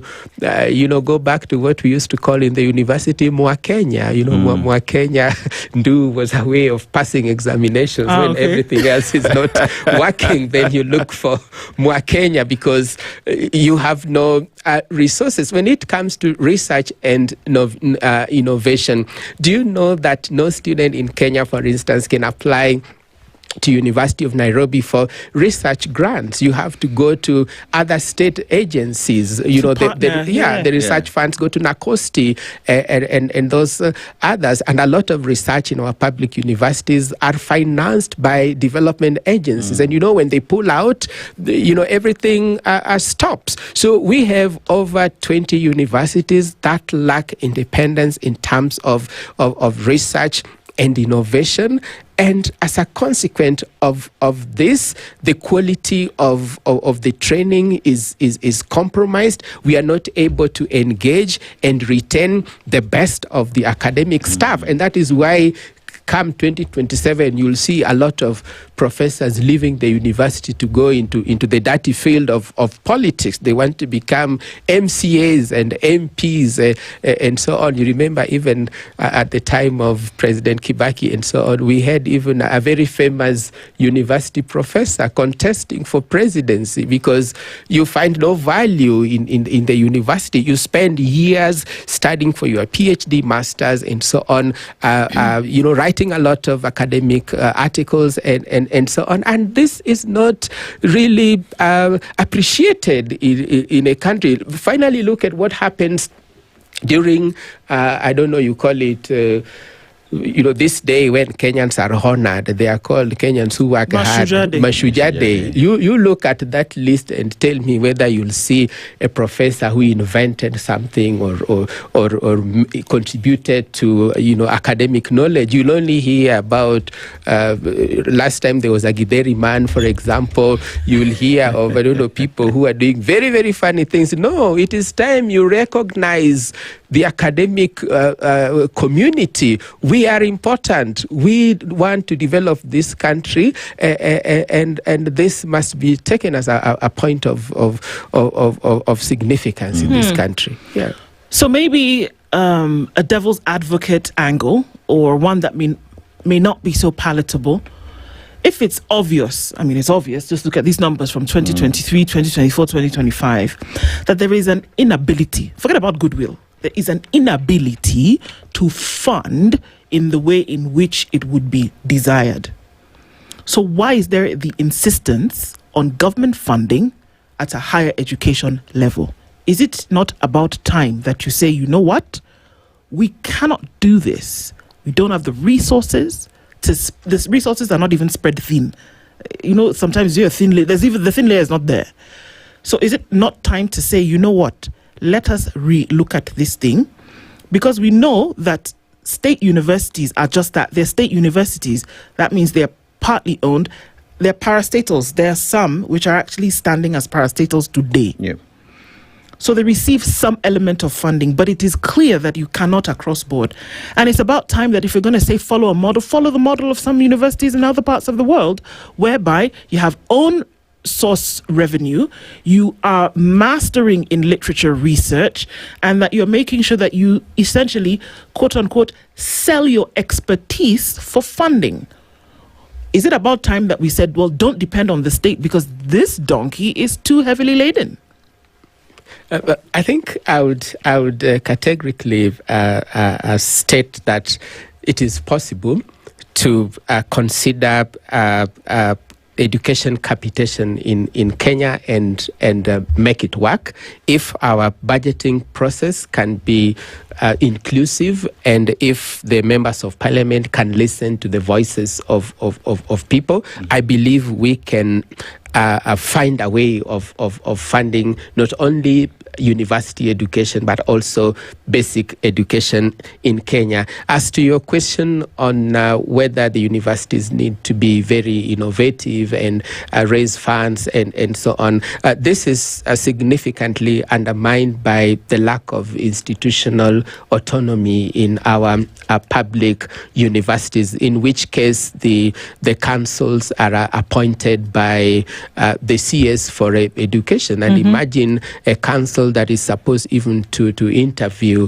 the vice chancellors and so on, a CS for education who may not necessarily have a PhD. You have to question people with masters and a PhD in an area where you have not qualified. It becomes really difficult. And at the moment now, they made a change in 2018 to the Universities Act, which now gives the Public Service Commission the power to lead the process of recruitment of the vice chancellors, which further undermine their independence and autonomy. If we can borrow from countries like Germany, which is one of the leading countries in matters of education, the universities are led by a person called rector, and rector is elected by the academic staff. So these are peers. The professors sit together and they elect one of their own who understands what they go through, who understands the basic issues in education, and they sit together. Unlike Kenya, where most of these appointments are merely political, and as a result, sometimes we have incompetent people who sit in these positions, and as a result of that, it is not possible for them to secure external funding to make sure that education can be funded and that their programs can run and so on and so forth. Therefore, for your proposal to work, it is important to enhance institutional autonomy of all our public universities so that they can be able to run effectively and deliver quality education for all Kenyans. But Terry, politics, education, one would say they're connected in one way or the other, because it is politics that then would inform policy, But at what point then should a country, at what point should the political class delink themselves from matters education to allow education to work? Because what we've seen over time is that too much politics continues to affect the quality of education that we give to the students of this country. That the country is not gaining the very best there is to offer because of too much politicking. Well, whilst we agree that education matters in one way or the other is political, but at what point then should we delink politics from education? I have to state that politics and higher education, especially university education, should be completely delinked. And I would give you the example of one of the most prestigious university in the world, and that is the Harvard University in the United States, where people like where we have many lawyers in Kenya who have ever been there. And if you've been to Harvard, then you are highly respected. In 2025, there was a crisis between President Trump and the management of Harvard University, and Trump actually threatened to freeze any further funding to Harvard University, and of course this was overturned by the independent courts in the United States, and that clearly showed how politics can undermine university education. And also there was a time, at the peak when there was a conflict between Israel and of course Palestine and so on. Yeah. There are many student activists, for instance, in the University of California and so on, in which states began to undermine their independence, and a lot of students had their visas revoked because they spoke against the atrocities that Israel was committing and so on. And that really shows the extent of government's interference, even in developed countries like the United States. In Kenya, of course, you remember the University of Nairobi, where the council appointed a professor to be the vice chancellor, and then there were a lot of issues, to the point that for 2 years there was no substantive vice chancellor at the University of Nairobi. And this is because the CS has the powers actually to manage all this and so on. And therefore, to that extent, I would wish to state that the councils of the universities deserve independence to make decisions, to recruit staff without the interference of the ministry and the politicians. I would also cite the Moi University in Eldoret. There was a time that a very good professor, who I know so well, was the vice chancellor there, and then some members of parliament who even never stepped into university went there and said, "Hey, look, you're not supposed to be here.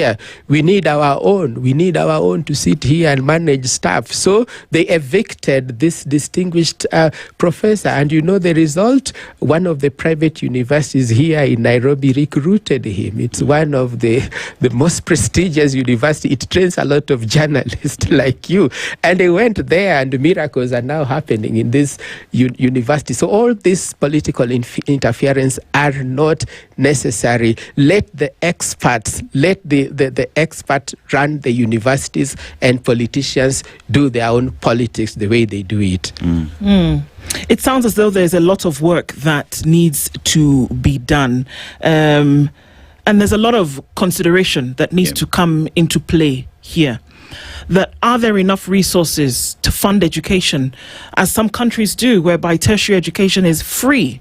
And free meaning that it is paid by government with the resources that are budgeted for and then available. Necessary to have those conversations, and that we won't tire from having them, because it must be done.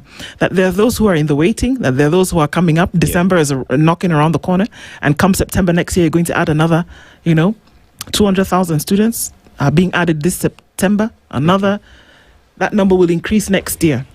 So there's a lot to be considered, and thank you for at least being here with us to have this conversation this morning, because wow, it's opened our eyes to a number of things, and that we must continue to engage on this level. Davis Okombo, educationist, has been with us this morning to have this. Thank you very much. Welcome. And thank you everybody for being in the Situation Room this morning. Thank you for joining us. Dennis Aseto and Nduh saying thank you, and enjoy the rest of your listening. Sugar and Spice comes in at 11. The word around town on Sugar and Spice is, what really gets people promoted, hard work or office politics? That's one you want to stick around with. Good morning. It's 10 a.m.